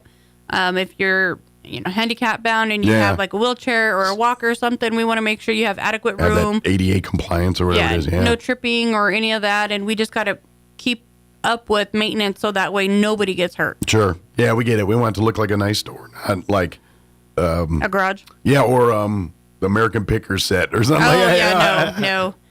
But we, if you have donations during the week of the spring cleaning, if you're capable of hanging on to them until right after, call Camille, let her know, and then that way she can kind of already have arranged pickup for you. Well, on this day we can come and get it or something. Can you hold it till then? And then it gives them a chance to get the stuff out that they need out, cleared out, whatever they need done. Like if you have that ability to hold it, that would be great, because that way, I get it, sometimes life doesn't allow that to happen, but if you really, really want to help the Humane Society and are able to do that, that would be a big help and blessing there. So it really would. And we do ask that if you leave donations outside, please make sure to do it during the day, because if it's left after business hours, a lot of the times we're not receiving them because 90% it won't get to it. Right. Or people rip through it, open it, and scatter it throughout the parking lot, and we have to go clean it up. You actually created more work than it does. Help, unfortunately. And it's, I know it's not your fault, but that's just the nature of the world.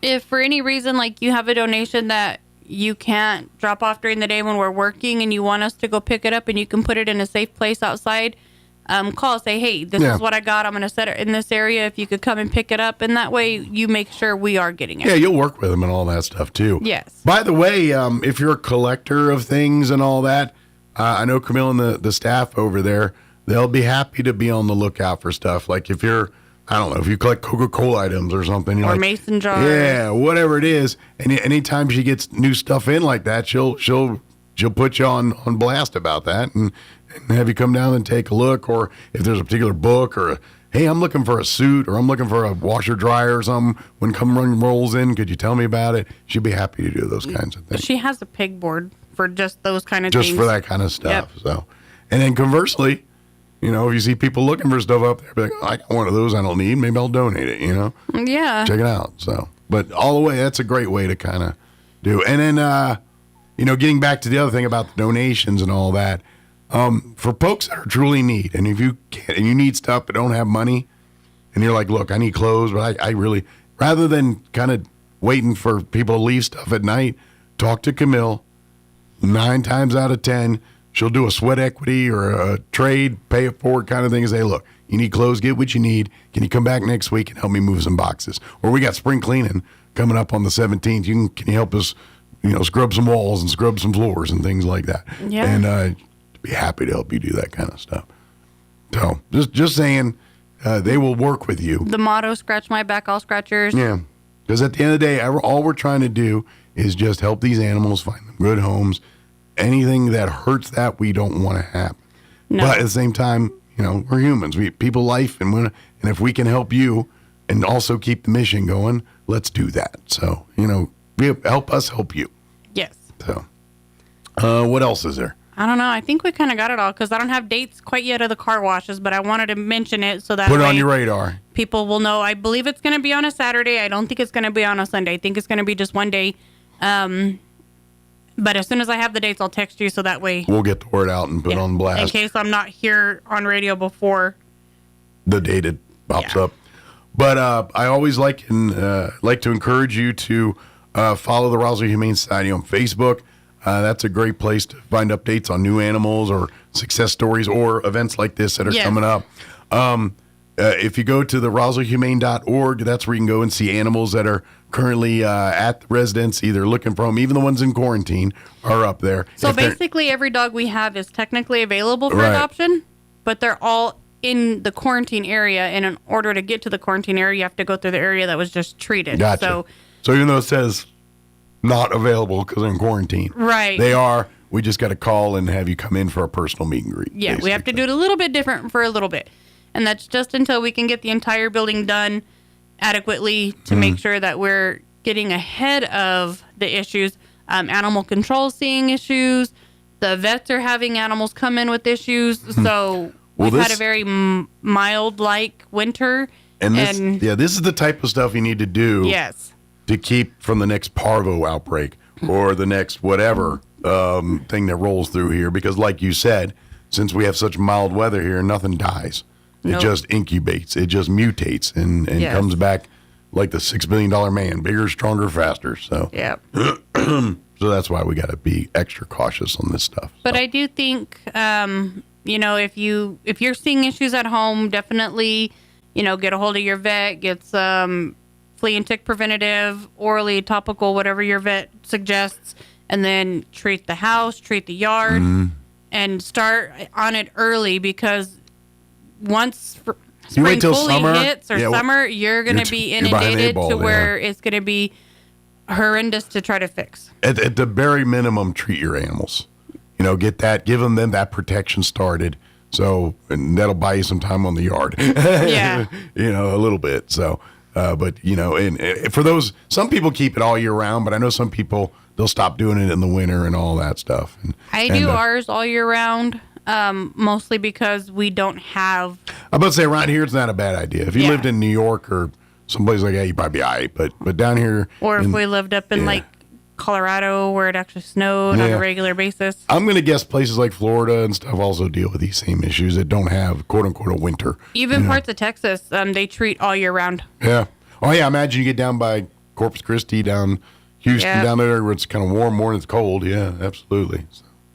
But again, RoswellHumane.org. Come see all these loving pets looking for homes. Come adopt, even though things are a little hectic at the moment. But those animals are still ready to come be permanent parts of your family, and just meet them. I'm telling you, it's really hard to walk in there and not be like, can I take like 6 home? I want really. Yeah. You gotta kind of reel yourself in at some point, but at least I do. But and I'm the kind of person that's like, oh, you think you could afford 6? All right. Yeah, you'll feed that addiction. I know. But that's your job. You're there to get these pets home. So come visit. Come there. Yes, please. But please, at the bare minimum, know that if you come in, now that weather's getting warm, you're going to see more and more of this. If you're coming to look at the pets, closed-toed shoes. Yes. Leave the sandals at home. You can wear sneakers, steel, but whatever. But don't be rolling up in with your sandals or your Crocs or your open-toed stuff like that. Just keep it out of there. So.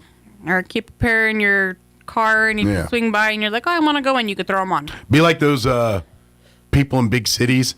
They wear like high heels and business, so they wear sneakers and they keep their fancy, in the band, so they get to work and swap them out. Just keep that like sneakers handy that you have to do that deal. So, but it's definitely because I'd sure hate for you to come all the way down there and then you're like, nice sandals, don't come in here with them. We'd hate for them to do that. So, good deal. Well, thank you as always, Thank you Crystal. very much. We'll see you here next time. Yes. And folks, please, if you can help, come on, help out, donate. And shop. Come out and make. I'm telling you, you're going to win in the end. Do the 75% off. Help clear out the store. Absolutely. Well, thank you, ma'am. We'll see you next time. Thank you. All right.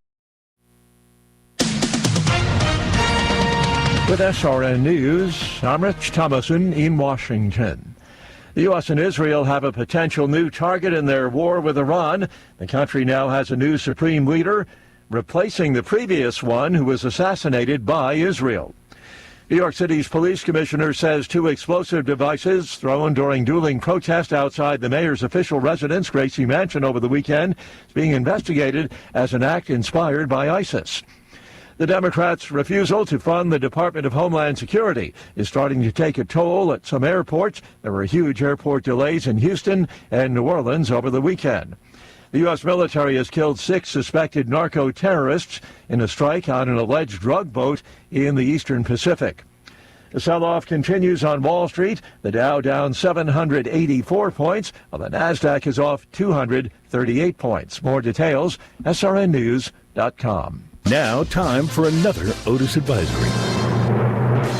Ancient Southern philosopher Testicles once said, "Love is hot, truth is molten." So when the correct people tell you less is more, you have to wonder, where's the truth in that? Let's say you're coming back from crabbing with low whiskers, and you have 12 crabs in your bucket. Is that better than coming back with 20 crabs in the bucket? Does it work that way at your house? Look, you don't want to have to take your business in the street to pay the difference. So do what we do here at the bait camp and come up with a new, old idea that you can bring back around. I'll give you a free one right here. Bring back pom-poms on gym socks. That's right, that little fuzzy ball on the back of a girl's socks told you she was fun and probably drove a Charger. What more do you need to know? So where are the pom-poms now? Well, they're hard to find. Gone the way of the buffalo. Well, that's not right, so let's get to it. With over 100 different genders to pick from in the new America, pom-poms on socks now can finally be for everybody. Guys will buy them too, so you double the market. Hell, you can even sell them to the Army to show everybody how waked up they are. See, 2 wrongs do make a right. Who's sorry now? And that's the way we Otis. I'll see you at the Peace March.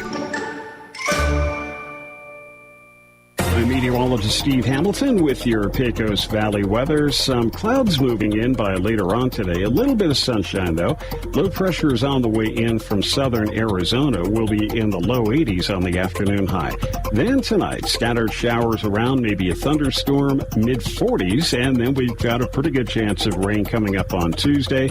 Scattered showers, low 70s. Everything will clear up on Wednesday, low 70s. That's your latest forecast. I'm meteorologist Steve Hamilton. All across America, this is the Red Apple Audio Network's Market Report, sponsored by Abacus Global Management.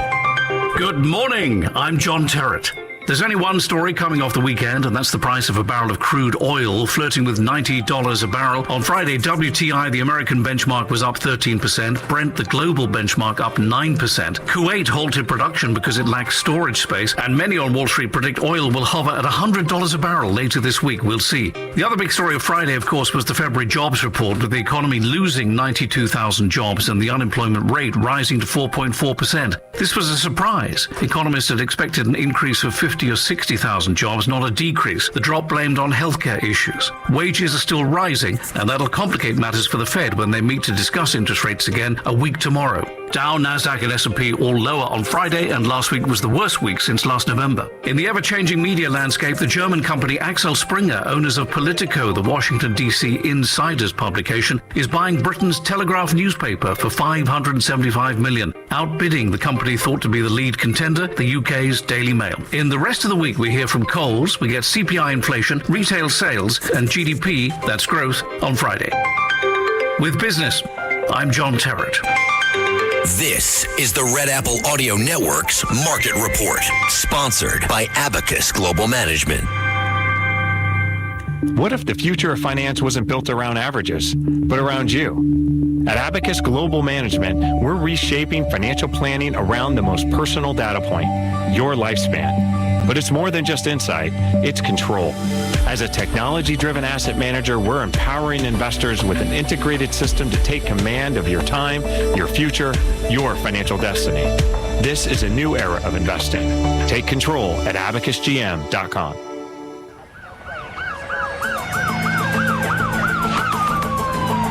When you or a loved one need medical transport, Trans-Aero answers the call. Trans-Aero Medevac operates 3 rotorcraft bases and 1 fixed-wing base in southeastern New Mexico, allowing them to respond quickly to emergencies across diverse terrains. Their fleet extends coverage deep into New Mexico and West Texas, including Artesia, Carlsbad, Roswell, Ruidoso, Midland, Lubbock, and the surrounding areas, ready to answer the call when every second counts.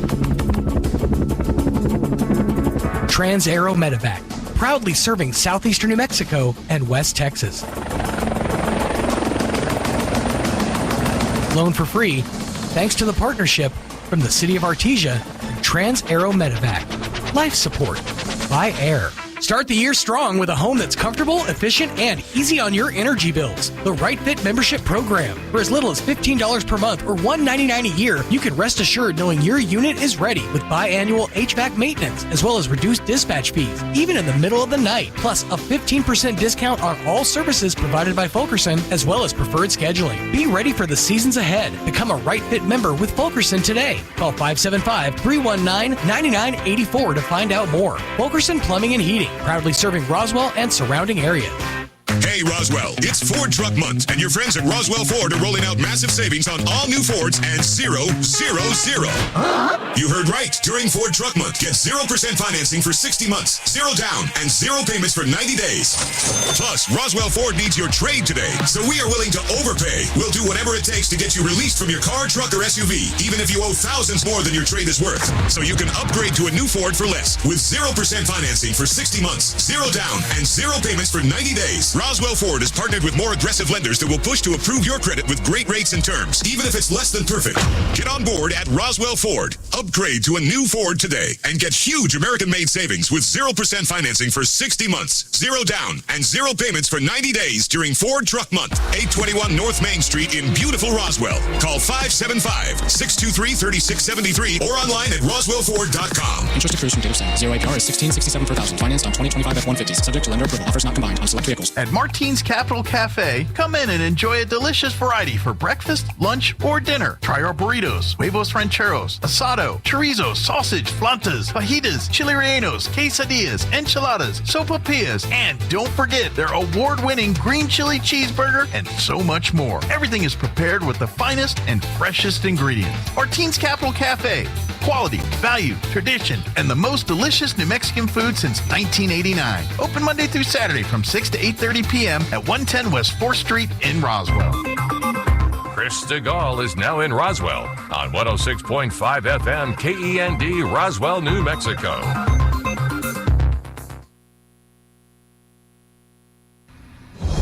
Breaking news this hour from Town Hall. I'm Rich Thomason. Day 10 of the Iran war, the U.S. and Israel have yet to take out all of Iran's missile launchers. Iran's launched more attacks on Israel and Gulf countries, hours after Iranian's TV said Mojtaba Khamenei has been named the nation's new supreme leader. Oil prices have skyrocketed following the announcement.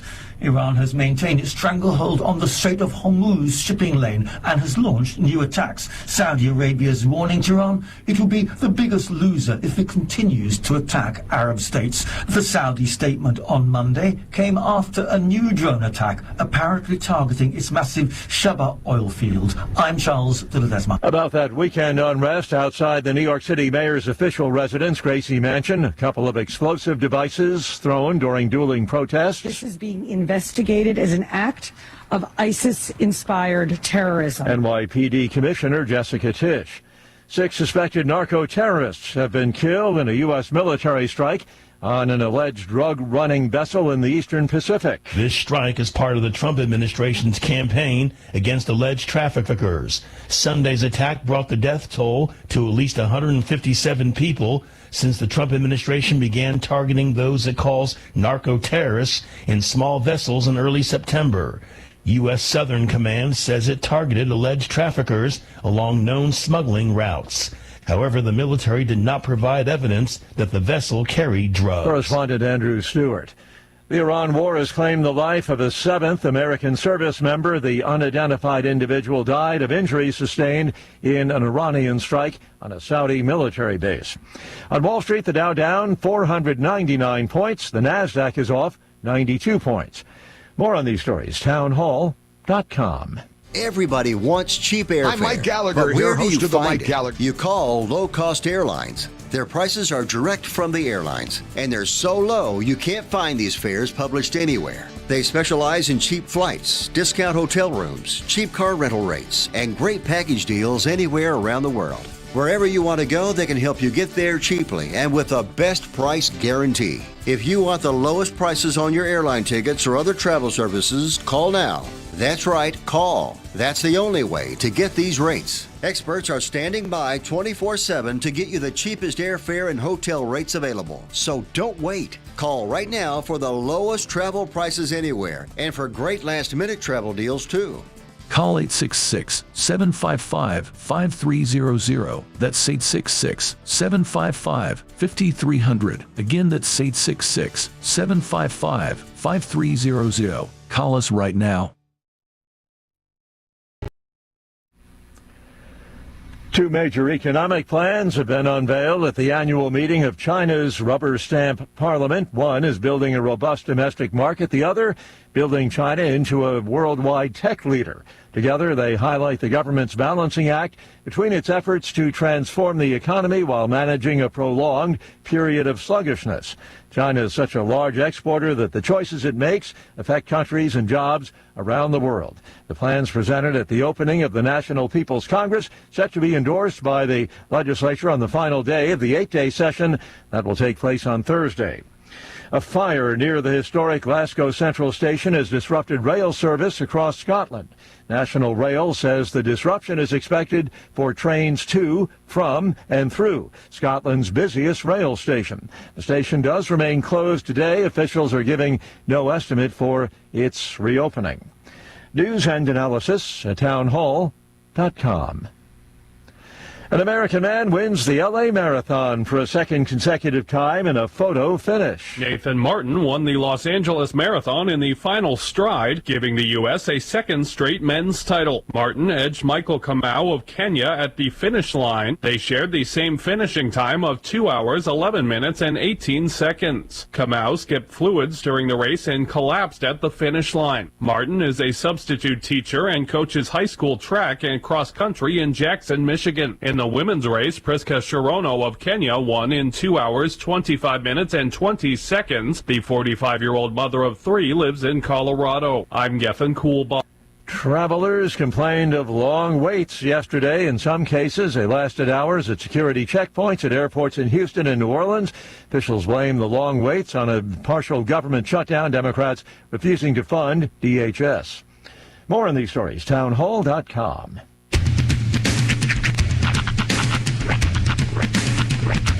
What in the wide world of sports is going on here? I promise you, whatever scum did this, not one man in this force will rest for 1 minute until he's behind bars. Now let's grab a bite to eat. Yeah, come on. I feel the hot wind on my shoulder and the touch of a world that is older. I hit the switch and check the number. I leave it on and then I slumber. I hear the rhythm ringing through it. Flamenco guitar and cumbia music. I hear the talking of the DJ. The travelist said, what does he say? I'm on a Mexican radio. I'm on a Mexican radio. Broadcasting live from high atop the J.P. White Building in downtown Roswell, New Mexico. It's Mornings with Mike Winters on 106.5 Roswell's Talk FM. Is that what I sound like when I talk?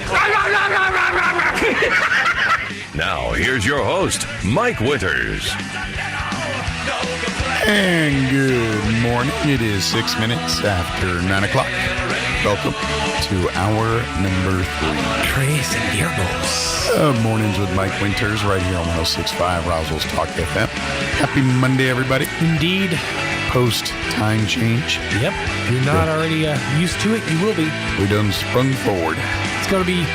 You're going to do that same thing you were doing all week leading up to the time change. You're going to do that again for another week, which is you're going to look at the time and be like, okay, so it's actually this time. And you're going to revert to an hour earlier. That'll last for a good solid 3-4 days, and it'll start to kind of wane off a little bit. Yeah, hopefully by this weekend you're kind of thinking more like the semi-normalcy. Yeah. What's that routine, whatever they call it? Yeah. The old... the methodology, way of doing things, up and at 'em. I did something yesterday that it's one of those joys that you really only get to experience if you're a parent. Okay. And that is going to a kids movie sans kids. Really? Well, let me rephrase that. Sans my kids. Okay. So we went and saw the movie Hoppers yesterday. Okay. I don't know if you're familiar with I've seen a commercial for it, yes. And saw it in 3D. It's fantastic. It's really, really funny, really good, really well put together. And of course, there's it's Pixar, so they're going to get you emotional at least a couple of times in the movie. But it's a great story and really well told. We watched it in 3D, which I haven't watched a 3D movie in forever. Yeah, that was a cool little experience. I think last time I did, it's been a minute. Yeah, but one thing that was kind of cool was I saw a trailer during the movie, And I heard a rumble about this a while back, but I this is the first I've seen of it. They're remaking Animal Farm.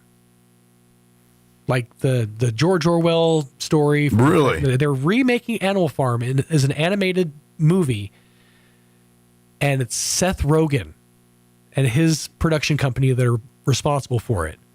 That oddly makes sense. For such a time as this, it kind of does. Yeah. I mean, it really feels like if you're going to tell... But and here's the thing. I'm worried because I saw the trailer, and it looks like it's a pretty... I mean, obviously, because it's a kid's movie, they're going to, they're not going to go full bore with it. I'm about to say, I was like, but that's not a kid's story. It's not a kid's story. But, so I think there's kind of like maybe a bit of a bastardized version of it, but it does the job of telling the allegory, I think, well. At least from what I saw in the trailer, it looks like it's going to be about classes and greed and kind of they do this. They make a statement at one point is we're all equal. Some of us are more equal than others. Which I think is actually a direct quote from either Animal Farm or the book. But I feel this is going to be a political nightmare. This movie. But I'm curious this is the other thing that back in my day of like growing up like voice acting and stuff like that. There was something to a voice actor being able to do 1,000 different voices and characters. Now, your whole bit is just sound like you because they want to sell the star power. They're not selling the voice. They're selling the star power of who's doing the voice. And at first, you're like, when the pig starts talking, you're like, that kind of sounds familiar. And then he goes, he does the Seth Rogen laugh. You're like, oh, okay. All right. So yeah, I am intrigued to see how this turns out. And to be honest, like for the very reason what you just said there, yeah, that's why I like guys like Howie Mandel. Oh, right, All Bite. Well, because of the voices. Okay, yeah, right. because at the end of the day, to be honest, he almost got more famous for his character voices. Yeah. Like he was a stand-up comedian, but at the same time, he's doing and I think. He almost got more famous because of the character than the stand-up. Absolutely right. You know what I mean? Like, when especially like when the Muppet Baby cartoons hit, and he was like half the voices for that or something. Yeah, and I've always respected people like that. Phil LaMarche is another one who does like Billy thousands. West. Billy West is a great one. But nowadays it's your whole thing, and where you really start to notice it is like Chris Pratt. Yeah, when he was cast for the Mario movie, and his version of Mario, it was just his voice. Like, okay, let's go. Like, all right, dude. There was a trailer for that new one. There's a Super Mario Galaxy movie coming out later this year too. I can't wait. Looks fine. Here is the cast list though for this Animal Farm movie. As mentioned, Seth Rogen is Napoleon, the pig. Was it McKay and all the rest of the Sethites? It's quite the cast actually. Woody Harrelson is in it, as is Kieran Culkin, Glenn Close, Laverne Cox, Gaten Matarazzo, Dustin from Stranger Things. Wow. Kathleen Turner, Jim Parsons, Sheldon, Steve Buscemi, let's see, Andy Serkis, and the film is adapted by Nicholas Stoller. That is a bevy of celebrities. It's a huge cast, and I did think it was kind of interesting because I've never heard them do this before. At the end, they plastered the name of it. It's Animal Farm, a movie. What is it said? Recommended for children 10 and over, or not recommended for kids under age 10, or something like that. Okay. As soon as I saw that, I'm like, yeah, this is going to be a pretty messed up movie. This ain't that sausage party all over. Because I originally saw when I was in school. They showed us it in school. The original animated Animal Farm, which is already kind of toned down from the original version, but boy, that gets graphic. Yeah. should be delightful. It'll be fun. I'm looking forward to it. Oh man. I think about the time I get off the air here is when it starts to get hot and heavy with the free agency stuff. Oh yeah? For NFL, it gets me excited. They're already no big announcements just yet. No, well, a lot of teasing, I'd imagine. Well, I think it's like 12:30 East Coast time. They can start announcing, which would put it at 10:30 our time. So they really it's going to be a lot of speculation until about an hour and a half from now. Then they're going to start busting out. That's the thing is, I got to imagine there's just a wild amount of speculation. As far as like the people online who follow all this, like there's That's one of my favorite things about, like if you're heading into like a PLE, a pay-per-view or whatever, is getting into the predictions. What do you think's going to happen? What do you think's going to go? Oh, they're all over the place. Put it this way, that most of the pundits are saying Washington's going to be spending big today. Have you... Like they're going to be making some splashes. That's what they say. Have you checked any of the gambling markets? Kalshi or like... No, I usually don't go down there. Those markets are, they tend to lean towards, correct. Yeah. Well, I put it this way. The people on Twitter, they do. So I just follow whatever's going on Twitter. That's why I love Twitter. I just follow. And I kind of know which ones are kind of savvy and which ones are just popping off. Yeah. So I just have to know that. So. Intuition is what we'll call it. Yeah. Sportsman's intuition. Because there's a lot of it there. There's some people that's like, okay, that guy usually is spot on. No, this guy's he's an Uber fan. He's just saying stuff. Right. Stuff like that. So there's the ones with the track record, and then there's, the guy who's been right like twice. Yeah. But they get you all going, your emotions. Like one day you're like, man, we get the whole thing. It's like, come on, this is dumb. And then they just, it's childish, but I don't care. This is my guilty pleasure. I love doing it. Large grains of salt will be eaten today, okay? Yeah, take it all with a grain of salt. It's my soap opera, my drama. Some people ever think this is mine. Watching who goes what, where, to whom makes me happy. Yeah. I don't know why. Carrie Moore is going to join us with the Chaves County Health Council here for a monthly visit in just a few. Give us an update on what's happening through the Health Council. Two super healthy guys. Right. Epitome of health, about to hit him with that. So... super healthy, so drink your juice. Antibiotics, kids. That's right. All right, it is 15 minutes after 9 o'clock. Let's get you up to date on the weather. As I can find the button. I'm meteorologist Steve Hamilton with your Pecos Valley weather. Some clouds moving in by later on today. A little bit of sunshine, though. Low pressure is on the way in from southern Arizona. We'll be in the low 80s on the afternoon high. Then tonight, scattered showers around, maybe a thunderstorm, mid-40s. And then we've got a pretty good chance of rain coming up on Tuesday.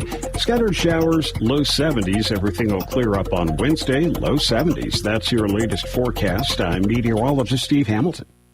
Thank you, Steve. Currently 49 degrees here in Roswell. Humidity is at 46%. Winds currently out of the east at 5 miles per hour. Expect some increasing clouds today, but we'll be in the low 80s. 83 are expected. High with south winds 10 to 15 miles per hour. Tonight, we are looking at a 40% chance at some rain showers. The hours of sweetness for that between 9 p.m. and 3 a.m. Mostly cloudy with an overnight low of 47. Winds will be out of the south, 5 to 15 miles per hour. For Tuesday, we are looking at a 50% chance at some afternoon showers tomorrow. Mostly sunny with a high of 74. Winds are going to be blowing as well. They'll be out of the west early, 10 to 15, but as the day increases, those winds will increase as well, 20 to 25, gusting as high as 35 miles per hour. Tomorrow night, partly cloudy, overnight low of 49. Southwest winds 15 to 20, gusting as high as 30. Winds will drop down 10 to 15 after midnight. Wednesday's going to be another breezy one, sunny and 72 with winds out of the southwest 20 to 25, gusting as high as 35 miles per hour. Thursday, sunny and 79. Friday, jumping up to 87 for a high. And then the weekend's going to be warm as well. Sunny and 89 on Saturday, sunny and 88 on Sunday. So warmer weather, a little cooler, then a little warmer again. But we got rain tonight, so got a little all today. All right, it is 17 minutes after 9 o'clock. We're going to take about a 3-minute break here, and then Carrie Moore will join us on the other side from the Chaves County Health Council. Don't go away. You're listening to Mornings with Mike Winters. It's time again for the Clovis Evening Lions Club Gun, Knife, and Coin Show. Happening Friday, March 13th from 1 to 7, Saturday, March 14th from 9 to 5, and Sunday the 15th from 9 to 4 at the My Metal Livestock Pavilion at the Curry County Fairgrounds. Browse dozens of vendors selling collectible knives, coins, historical and modern firearms, as well as ammunition and accessories. $5 general admission, $4 military discount, and $4 NRA discount available. Find all the information online, clovisnmlions.com. Paid for in part by the City of Clovis Lodgers Tax Fund. You've got questions about college? Eastern New Mexico University has the answers. Join us Saturday, March 21st for the Spring Open House in Portales. It's your chance to meet faculty, talk to current students, and learn more about financial aid, housing, and more. We'll have plenty of awesome door prizes, including several $500 scholarships. Don't just leave with a pamphlet, leave with a plan. Come experience ENMU in Portales. Register now at enmu.edu/open house or call 575-562-2178. Central Valley Electric is continually learning and advancing technology that improves electric service, reliability, and safety, and in turn enhancing the quality of life for members that we serve in our local communities. CVE offers an account management program called Smart Hub that allows members to track their usage, set up convenient pay methods, and the ability to manage their energy use with smart technologies. A secure system such as Smart Hub is an easy tool to use. To sign up, visit cvecoop.org and click Smart Hub to get started. Artesia General Hospital presents expert tips for a healthier cold weather season. As temperatures drop, your risk for seasonal illness rises, but small daily habits can protect you. First, strengthen your immunity. Get your annual flu vaccination and keep hands clean. Second, maintain balanced nutrition. Enjoy holiday meals, but focus on vegetables, lean proteins, and mindful portions. Third, protect your skin. Heated indoor air pulls moisture away from your body. Apply moisturizer twice a day and stay well hydrated. Healthy routines don't need to be complicated, just consistent. These healthy living reminders are brought to you by Artesia General Hospital, ready to take care of you and your family. We all hear the radio ads about the IRS. They tell you to be afraid, to be scared, and they try to frighten you into calling. I'm not here to do that. Tax Relief Advocates is different. TRA is here to tell you that if you owe money to the IRS, whether it's $5,000, $50,000, or $500,000, we have a solution. It doesn't matter if you're sitting in your car, at work, or with your kids. No matter where you are, call now. 800-511-5493. Don't lose hope. TRA can eliminate or reduce what you owe to the IRS. Generous programs are now available that can give you a fresh start. Our passion is taxes and helping individuals fix their IRS problems. We have over 1,000 5-star reviews on Google and an A+ with the Better Business Bureau. You don't need to be afraid of the IRS any longer. End your tax nightmare today by visiting us online at TRA.com or call 800-511-5493. That's 800-511-5493. Tax Relief Advocates. Real solutions for real people. Here's a Mornings with Mike Winters fun fact. Men are 6 times more likely to be struck by lightning than women. That's because men are 6 times more likely to wear a tinfoil hat in a thunderstorm. Here's Mike Winters. And good morning. It is 21 minutes after 9 o'clock, and joining us in studio this morning from the Chaves County Health Council, Carrie Moore back with us. Good morning. Good morning. How are you doing? I'm way better than you. Yeah, I don't sound, no barbershop quartets for me in my future today, so. Well, you'd have to do that, Smoky Blues kind of stuff? Yeah, I could maybe do that jazz. Yeah. 3 a.m. bar time songs. Yeah. Yeah, but I only sound good after about a fifth of cognac, so. And in the shower, so That's we're not right. sure how that's going to work. There you go. So, but for folks not familiar, the Chaves County Health Council, one of their big things that's publicly known is they're the ones that run our 211 health information hotline, health and resource information hotline, I should say. Not only does it provide information if people are looking for resources for healthcare connections, but also even still when we're dealing with flooding stuff, but just general resources to get people in touch with programs, whether it's through homeless, whether it's through jobs, whether it's through community disaster stuff, whatever it is. 211 kind of is a catch-all for all that kind of stuff. Yeah. Well, and this is the time of the year where we start going through all of our resources and vetting them again. Are you still active? Are you still doing the same Refresh thing? the list. Yeah, because it's time, because we print that list for August to hand out at our health expo. Gotcha. So now, for me to go to the printer, I have to do it in June, which means for the next 2 months, we have to reach out and start talking to everybody in the community. Still. Yeah, because programs come and go really, really fast. Yeah, especially if there's grant monies involved or whatever. Yeah. It's when the well dries, and that's what. And we lost a lot of grant funding. Yeah. So that's what we'll be doing. And that's actually, so this week is Health Council Week. Gotcha. So the second Wednesday of the month, we always do our Health Council meeting, our membership meeting. So it'll be a good time if you're interested and want to get involved. Come join us in the next meeting here. Yeah, because we're going to go through 211. We're going to, I have a form for people to fill out. Okay. Because we're kind of revamping the whole system. Dan Jennings over at Hagerman Ford, Hagerman Councilman, created an app.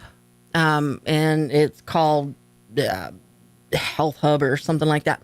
But basically what it's going to be is it'll have our navigation. So it'll have our 211 information. Gotcha. But then if you are a caretaker, you can be in it. So then you can talk to your clients. Okay. Find out what resources, things that you need, and start connecting services. So almost use it like a teledoc almost type of, maybe not that same, but that kind of idea principle. That kind of idea, but there will be no doctoring. No specific medically. Gotcha. Right. Yeah. So this will be connecting. So like a lot of times people want help with, say, rent. Well, we don't necessarily have rent available, but we may have some individuals who want to help do some stuff. So we can set it up so that way we can have private donors who can come in and look at it. It's a case management. Kind of like a scholarship fund almost. Or kind of. something. Yeah. But in this case, they really call it case management. Okay, gotcha. So they go in there, you hear the story. There's no identifiers, so you don't know people's names or anything. They tell you the scenario of what's happening inside this household.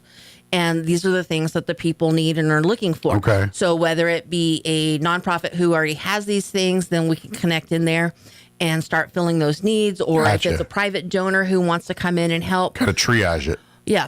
And this and that's kind of the thing, right? Is we have to close these gaps. In order to do that, we have to know what's out there and start getting people. Because if we can't start fixing some of the little things, we can't fix the bigger things. Gotcha. Because most of the big things are small things that have escalated. True that. So that's kind of what that is about. And, part of that is getting the information and making sure information is accurate, which we spend a lot of time on. So this Wednesday from 12 to 1, we did have to move. We are now over at the library. Okay. Due to the condition of the building that we used to be in. Well, they just did some remodel work and everything over at the library, so it's nice over there now. Yeah, we would have had it last month, except for the IT was down. So IT is supposed to be back up. Okay. So we'll be over there, and we do hybrid. So we still do offer our meetings. You can zoom in and or come in person and eat lunch. Sure. But we're also electing a new board. So every 2 years we elect a new board. Okay. So if you're a health council member and you've been attending the membership, then you'll get to vote for the next board members. Very good. And the board is what kind of dictates what we're going to focus on for the next 2 years. And this is how we kind of build our plan. It is the direction you're going. Right. And the government kind of tells us to. Well, yeah, along with other entities, but yes. With how the funding flows down. Go where the money goes. Yeah. So, again, that's this Wednesday from 12 to 1 at the library. At the Roswell Public Library. Uh-huh. You guys mean like in the Bondurant room? Or? It'll be it'll be. Okay, very good. This will be my first time hosting a meeting in there, so this is going to be fun. So we will all learn the bugs and quirks together. So yeah, so I'll be over there probably as soon as the library opens, trying to figure out my part of IT. Well, they're pretty good with that stuff. They'll probably treat you right. Yeah, they'll take care of you. And then, of course, the Health Council, we have the Together with Veterans program. Yes. Which is our rural suicide program. Mm-hmm. Our 3-year grant for that has just ended. Okay. So we've built our program, and that grant was just to build a program. Kind of get the foundation going. See what we needed inside the community. We do have we have a high suicide rate in Chavez County. Rural New Mexico has high suicide rates all over. Does not surprise me. Yeah, but Chavez County, I think, is like 5th on the list. Wow. Yeah, it's pretty high.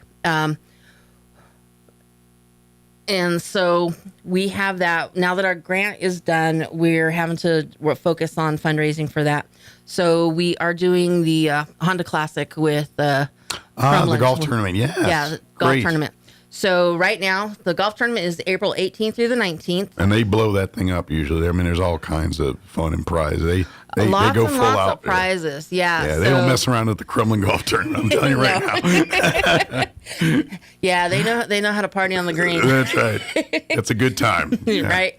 So we're still taking 3-person teams. They're 750 team. Of course, there'll be the golf ball drop and all the other fun stuff that they do.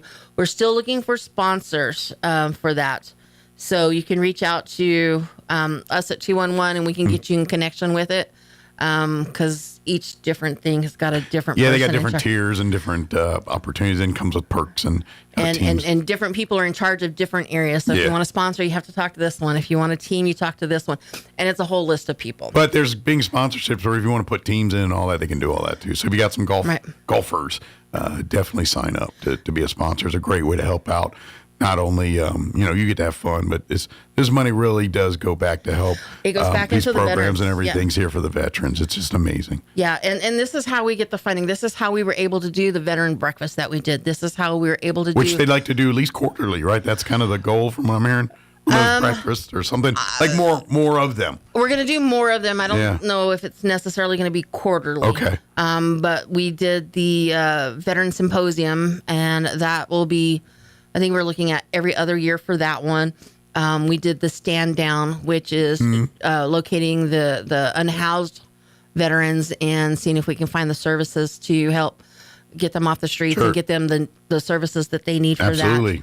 And then we do QPR training. Again, because it's suicide awareness, QPR is recognition of signs. And even though this is veteran focused, the suicide training is open to anybody and everybody inside the community. A lot of times, you have somebody who just died from suicide and you're like, well, if I would have just known. Well, there are signs. You just kind of miss them and you're not thinking about it because, it's not something that's normally on people's mind. But if you go through QPR training, you can start recognizing those signs. Pick and up those clues, kind of questions to ask to try to find out, is there a problem here, and try to help. And those signs are really universal. The only reason you see more of a veteran focus is just because a lot of times some of what veterans are dealing with on their issues is military related, based on service, things like that. So that's why they put that caveat. But by all means, when it comes to suicide awareness, suicide knowledge, and suicide prevention, all are welcome, all are coming, and I know even like there's like veteran suicide hotlines. Yeah, you do not have to be a veteran to call those lines. You call it and say you need help. Someone will be there to help navigate. Well, and 988 is a universal, and it's like press 1 if you're a veteran. Yeah. It's so what it is you can talk to different people different ways. Right, yes. And sometimes veterans, you have to talk to them at a different level. It's just what registers to them does not register to other people sometimes. Yeah, and vice versa. And sometimes being nice and friendly is not the answer. No. And, as somebody who cusses like a sailor, I'm right there in with Exactly. Sometimes it takes a foot to the butt to the, you've been doing it your whole life. Sometimes you need one yourself. Yeah. And that's how they register. And, if we have the need, if we need to do some QPR trainings or some mental health first aid for youth or whatever, we can designate and set up different kinds of trainings to help alleviate. So if we have a group, because we cap them at 25 because it's hard to do more than 25. Absolutely. People lose the message after that. Right. But, say your church wants to get more involved and they need this. Hit us up. We can coordinate and organize and get this because the more awareness in the community, the better it is to help. It's like CPR. The more people that know it, the more likely when something happens, there's going to be someone there that can save a life, And it's no different there. It's like domestic violence now. When they say, when you see things and, report, spot, it's all this training. It's like you don't have to be the expert, but you have to be at least well aware enough to know that something's not right, and you can start the process to get that fixed. Right. And that's what we're asking is be self-aware or be publicly aware enough to do those kinds of things. Well, and here's the thing. The Health Council, we have the things that we're focused on just because that's where our funding is forcing us to be. But we also have the ability to be the connector of anything that is out there. So say your church needs a CPR training. Absolutely. But you don't know where to go, who to talk to. Call us at 211. We can find the connectors and we can make sure. A person or two that might be able to help out. Because that's what we do is we connect services. So So we do have QPR training this month. Okay. So on the 21st, again, hit us up at 211. We can get you connected. Okay. It'll be like a Zoom online or no, that one is in person. So Gotcha. we don't do QPR virtually. Gotcha. That makes sense because it's probably a lot of. It's a lot of face. It's a lot of reading people. Heavy in the room. Heavy in the room. They they have somebody sit with people and actually watch. So you can't go to the bathroom without telling them that you're okay. I don't go to those trainings anymore because it's intense. It is extremely intense. But save a life. Yes. So we've got that going on. Behavioral health. It's all tied together, right? So we have our behavioral health committee meeting coming up on the 25th, and our focus on that one is it's sequential intercept mapping. It's trying to find the places that people fall down that leads them into going into jail. Okay. So, sometimes it's starting with shoplifting. Well, why are you shoplifting? Well, it's because we don't have any food in the house. So how do we deal with no food in the house? Or we don't have the rent. Or, we have a disconnected family, or we have family who is doing things that we shouldn't be doing. So it's finding those things. And there's a whole process for it. There's a youth track and an adult track. And they're doing this all over the state. They broke us off into our judicial groups. So for us, it's Chaves, Eddy, and Lee County. We're all working. Judicial District. Yeah, basically. LC5. Gotcha. That's what. Yeah. So we're all working together to come up with what our intercepts are, where we need help, what we have and what we don't have. Okay. And so how we can address the different issues before jail, before jail, after jail, during jail, So it's basically like finding where are the cracks in the foundation to begin with to see, where's this stemming from? And like you said, it's like, whoop, we got what, It's drugs. It's like, when you see a drug addict, they just don't wake up one day and say, I'm going to smoke crack. How did we get there? Right. And that's what this is kind of what we're trying to. And that's why there's the adult and then the youth intercepts, because they're completely different. And this is, down to the things, people always say, it's like, well, yay, we have trampoline parks because the kids need something to do. This will stop them from doing drugs or whatever. Well, no, not really. Right. But Wings for Life or the Boys and Girls Club programs, things that intercept with them more often are usually the ones that do it. Every 6 months, jumping on a trampoline doesn't necessarily do it. Now, if they got a job to work on the trampoline park, that could be a differentiator in there. Absolutely. Big brothers, big sisters. Those are the kinds of things that help alleviate some of the problems. And it's finding those resources. Again, it's all about resources, right? Absolutely. Yeah. It's like, okay, we got trampoline park, but then we got Boys and Girls Club doing a program with them right now. Right. Yeah, exactly. Yeah. So, start pulling all this stuff together.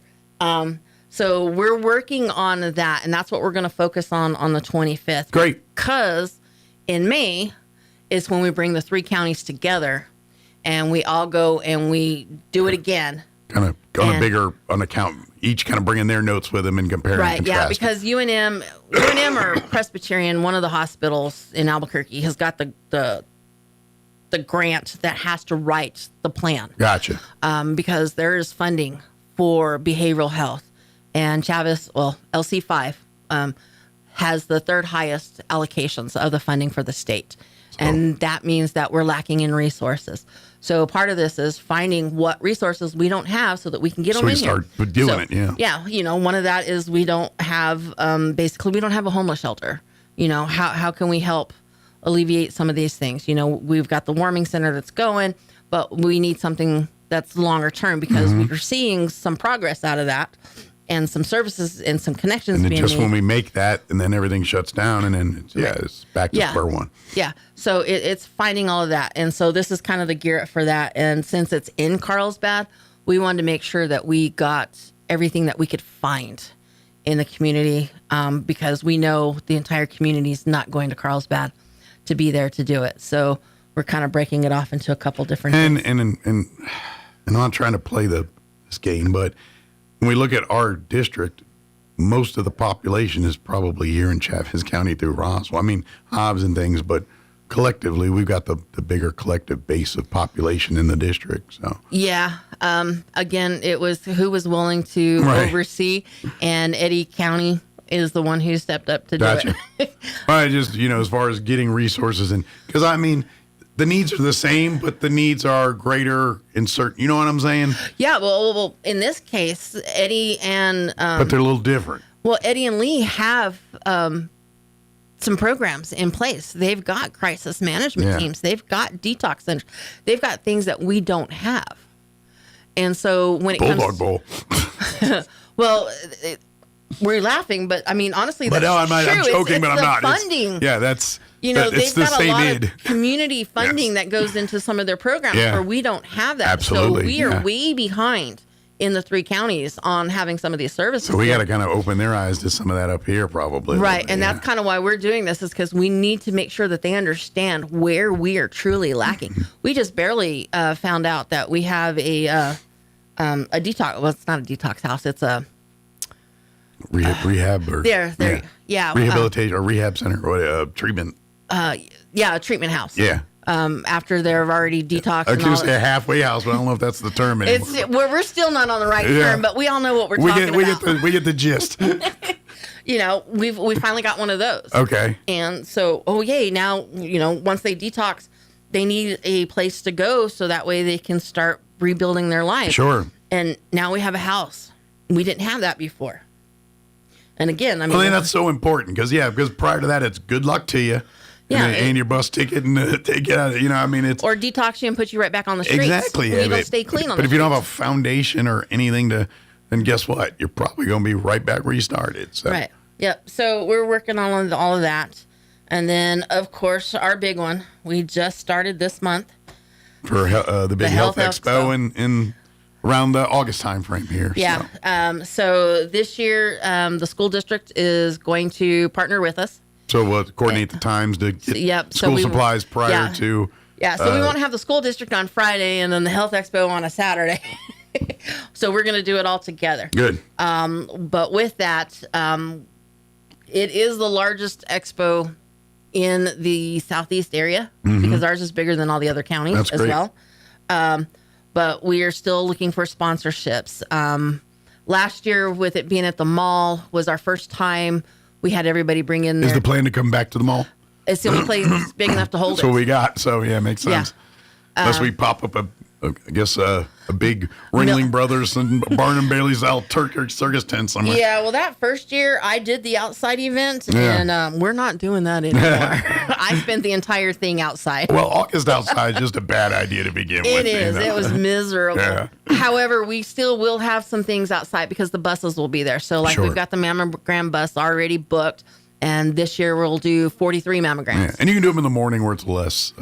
Well, it's air conditioned. Yeah, and that's air conditioned. But if you're outside or waiting around, it's... Yeah, so the Boys and Girls Club will do their fun run, which is their fundraising for the club. That's one of their big annual fundraising events. So. Yeah, and that'll be in the morning. This year... I'll say they picked a theme yet? Yeah, so last year I did Pac-Man for Right. them. This year I went with MTV. Okay. So it's got that MTV logo feel and the astronaut. Well, and I would, and now you're going to find out people's ages because you're going to get the people that know the 80s MTV and then the 90s MTV. And you're going to get the two different TRL people versus the old school VJ people. You know what I mean? Yeah. So. Yeah, I'm that old school VJ. Me too. Me too. But Sean's guys, they're all TRL and all those guys. That generation of MTV. That's when it went to hell. Yeah, exactly.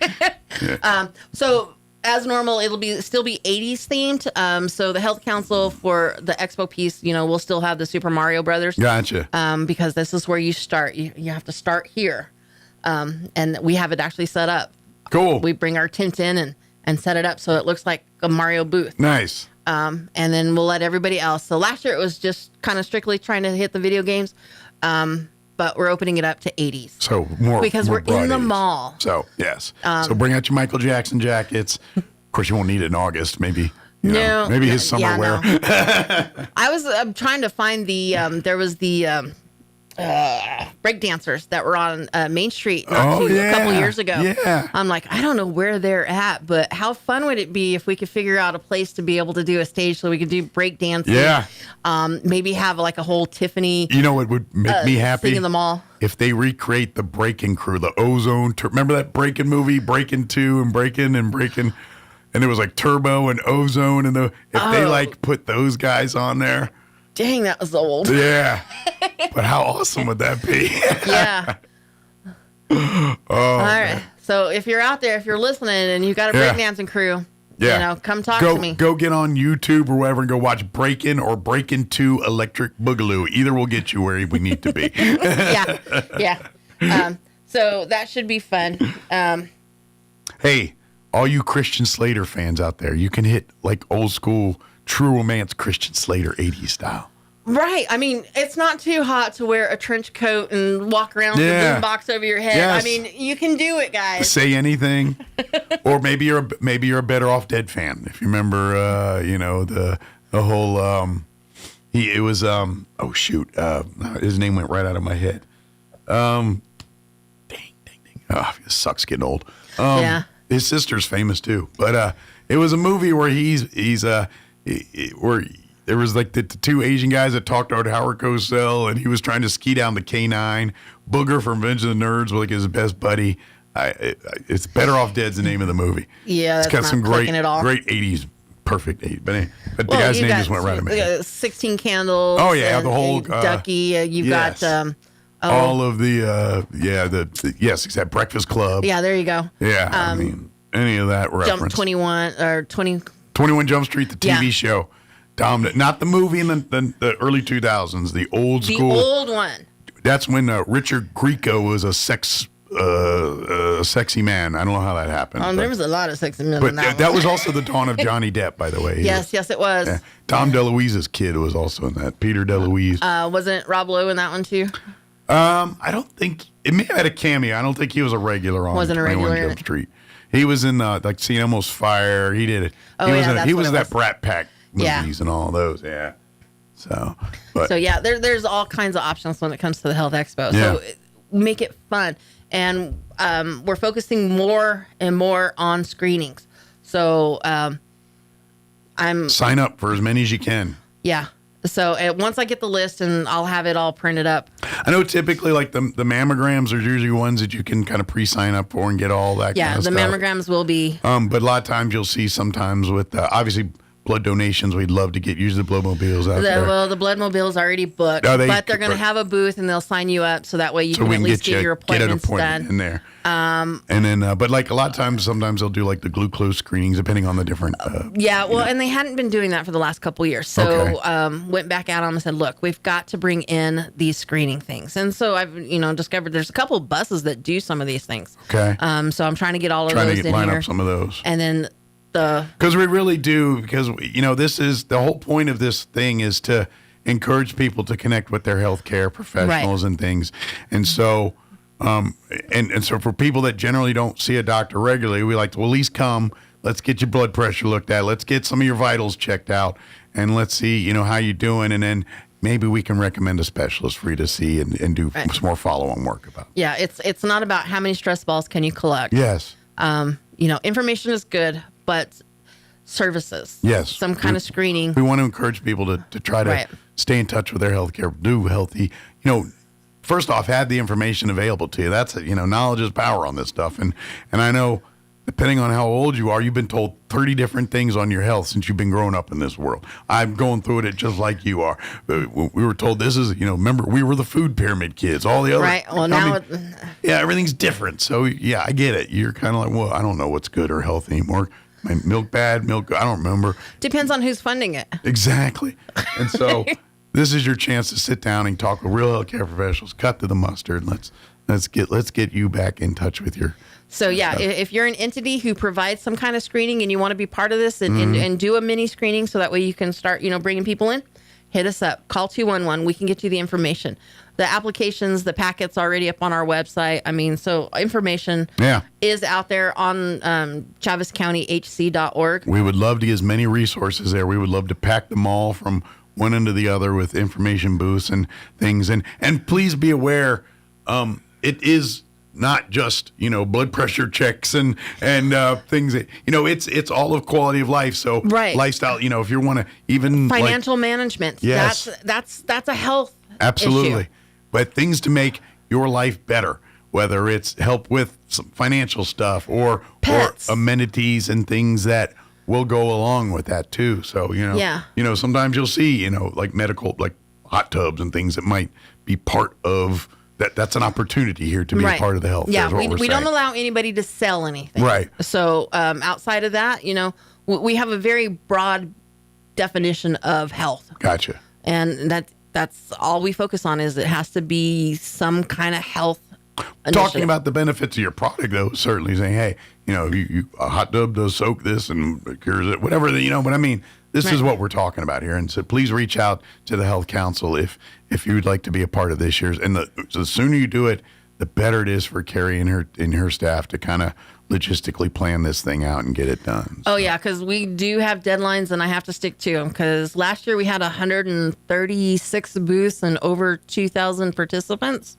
We're expecting it to sell out, and I think it'll sell out before then with the school district now moving in with us. Great. Well, that'll make it more in concert and kind of. Yeah, because, we'll still do the birth certificates. We'll do the shots. Yes. We're trying to get back to school the sports physicals.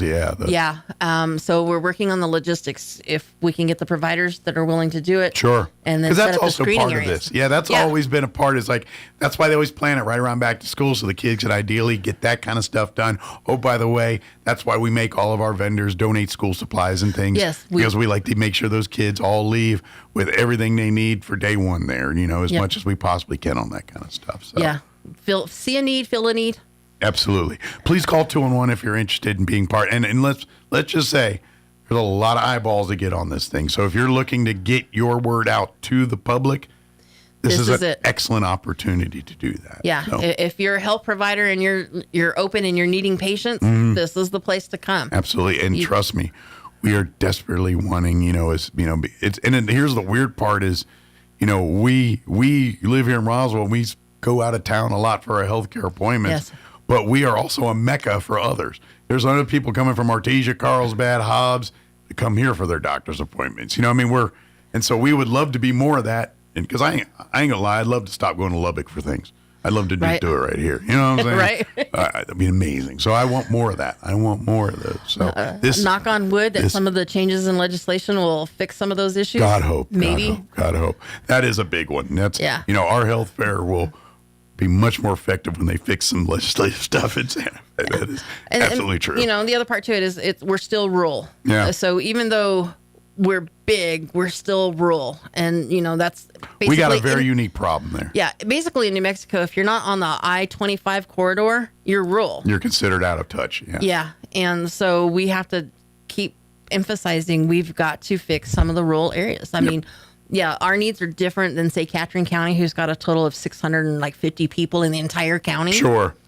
But we're still rural. Well, we've got both problems. We've got, like, the big city problems and the rural problems kind of rolled into one. Right. A little bit. We got the big city problems without being a big city, so that people think that we should have all the big city things, but we don't have the big city things because we don't have the amenities for the big city. Yep. But we're not Dexter. Exactly. We play one on TV. Right. Exactly. We play doctors on TV. That's what Roswell, New Mexico is. We play a doctor on TV. I was playing Dexter on TV. My mind went a little bloody on that one. That's a different... People like that. Oh, the show. Yeah, now you got it. See, I went right back to behavioral health. Yeah. Took a minute. How many Dexters? Aren't there like 50 different Dexters now? Yeah, it's gotten ridiculous. Yeah, I'm about to say there's like the Dexter CU cinematic universe. Yeah, no, we got to go back to the original. Yeah, I lost in the weeds there. Yeah. But is there any other health council stuff we want to make sure we get out there before we let you get back to? I think that's pretty much it for me. Any questions? Anything? The good news is 211. You'll find all your answers there to anything we just talked about there. Please join us at the next Health Council meeting this week at the Roswell Public Library on Wednesday. Wednesday at noon. At high noon. Come join us. There will be a Zoom link on stuff. You'll find that If you go to the Health Council's Facebook page. On the Facebook page or on the website. Yeah, you'll find the link there, the health. And so, or call 211 and they'll probably send it direct if you want. So. Yeah, we can always email it out. Yeah, exactly. Or get you a member. And better yet, come join us because the more, and I know Carrie can use more people. Like I said, we got the elections coming up, but we need more volunteers. We need more people to actively get involved and help, make our area better and do this kind of into this field and to get these resources and to turn over leaves and rocks to find all this stuff. It's a labor of love. Mm-hmm. But if you're one of those people who want to make the community better, this is a good way to start because your input, your information helps us build. We know where we're going with it. And it's actionable results. Put in work, you see results. It's kind of nice. That's all I like to do. Yeah. I don't like to sit around and talk about it. The world of government tape. It's just nice to see some of that sometimes. Carrie, as always, appreciate the visit, and don't work too hard. I'm trying not. Hopefully next time you won't sound so rough. I'm hoping, hopefully one of these days I'll be healthy. But the poster child, don't be this guy. But I'm that the cautionary tale. I'm the Mucinex guy that just walks around. Oh, don't be that guy. That's me. So, but anything else we can do, please don't hesitate to reach out. So. Appreciate it. All right, we'll see you. It is 9:53. Let's pause for news, Hannity update, commercial break, and all that. Don't go away. You're listening to Mornings with Mike Winters. With SRN News, I'm Rich Thomason in Washington. The U.S. and Israel have yet to take out all of Iran's missile launchers. Israel and some other of Iran's neighbors continue to deal with incoming missiles. About the weekend unrest outside the New York City mayor's official residence, 2 explosive devices were tossed during dueling demonstrations. The NYPD commissioner says it's being investigated as an ISIS-inspired act. 6 suspected narco-terrorists have been killed in a U.S. military strike on an alleged drug smuggling vessel in the Eastern Pacific. And the Iran war has claimed the life of a 7th American service member. The unidentified service member died of injuries sustained in an Iranian strike on a Saudi military base. The Dow is down 364 points, NASDAQ off 27. More details, srnnews.com. Turn up your radio. Here's the Sean Hannity Morning Minute. Remember when a guy named Joe Biden was president and the Democratic media is howling, gas prices. National average for a gallon of gasoline, national average today is $3.32 a gallon. It's about up 30 cents since the first shots were fired. You want some perspective? Anybody remember gas prices under Joe Biden, ever without any involvement in any U.S. war? National average for a gallon of regular was $5.03 in June of 2022. Joe Biden, that's according to the U.S. Energy Information Administration. In the second week of June of 22, the average price hit a record $5.11. When Biden took office, the national average was $2.39 a gallon. Check out the Sean Hannity radio show later today, right here. All right, time now for a little spring cleaning, and I know right where to start. Go drag your old, dated wireless contract out of that closet, beat off the dust with a broom, and freshen things up by switching to my cell phone provider, a veteran-owned company called Pure Talk. Now, you get unlimited talk, unlimited text, plenty of data for just $25 a month. No contract, no cancellation fee, no overseas customer service if you need help at any point. And maybe you'll like them as much as my listener, Sue from Cincinnati. She says, quote, I have had no issues with Pure Talk. I'm pleased to know that my telephone service is supportive of our veterans and our military. Thank you. I'm truly fortunate to have followed Sean Hannity's advice. Anyway, thank you, Sue. And now it's time for you to follow my advice. Just dial pound 250, say the keyword save now. Let Pure Talk's U.S. customer service team help you make the switch. It's simple, it's fast, it's easy. Pound 250, keyword save now. Do it now. You save an additional 50% off your first month. From Pure Talk, America's wireless company.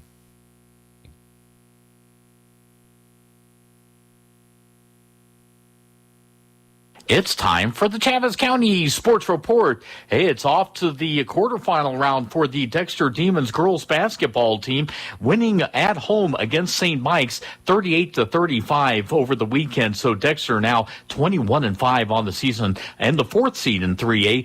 The girls will play number 5 Cobre at the Rio Rancho Event Center 9:45 tomorrow morning. That'll be a quarterfinal game. Meanwhile, it'll be the end of the season for NMMI, losing to Santa Fe Indian School on Friday 53-17. And the Goddard girls, they made it into the playoffs. That was a great thing, but they lost to number 1 Kirtland Central on the road 61-40. Goddard finishes 15-13. The NMMI guys lose at Tohatchee 61-50, and Gateway Christian in 1A loses to Fort Sumner 66-26. The Sports Report brought to you by DSI. Call DSI for all your office technology needs. I'm Eric Butler at Roswell's Talk FM 106.5. Start the year strong with a home that's comfortable, efficient, and easy on your energy bills. The Right Fit membership program. For as little as $15 per month or $199 a year, you can rest assured knowing your unit is ready with biannual HVAC maintenance, as well as reduced dispatch fees, even in the middle of the night. Plus, a 15% discount on all services provided by Fulkerson, as well as preferred scheduling. Be ready for the seasons ahead. Become a Right Fit member with Fulkerson today. Call 575-319-9984 to find out more. Fulkerson Plumbing and Heating, proudly serving Roswell and surrounding areas.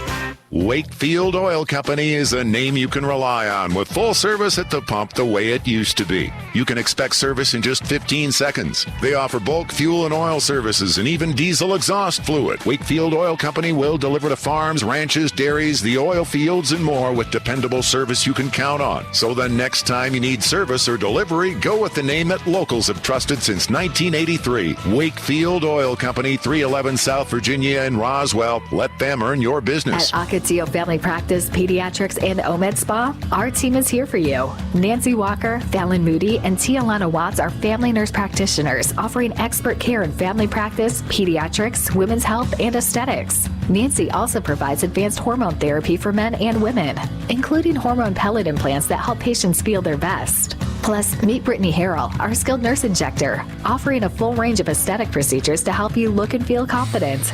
Same-day and walk-in patients are always welcome. Visit Ocotillo Family Practice, Pediatrics, and OMED Spa at 607 West Country Club Road in Roswell. Your family, your health, your beauty, all in one place. On air and online, this is Roswell's home for talk radio, KEND Roswell.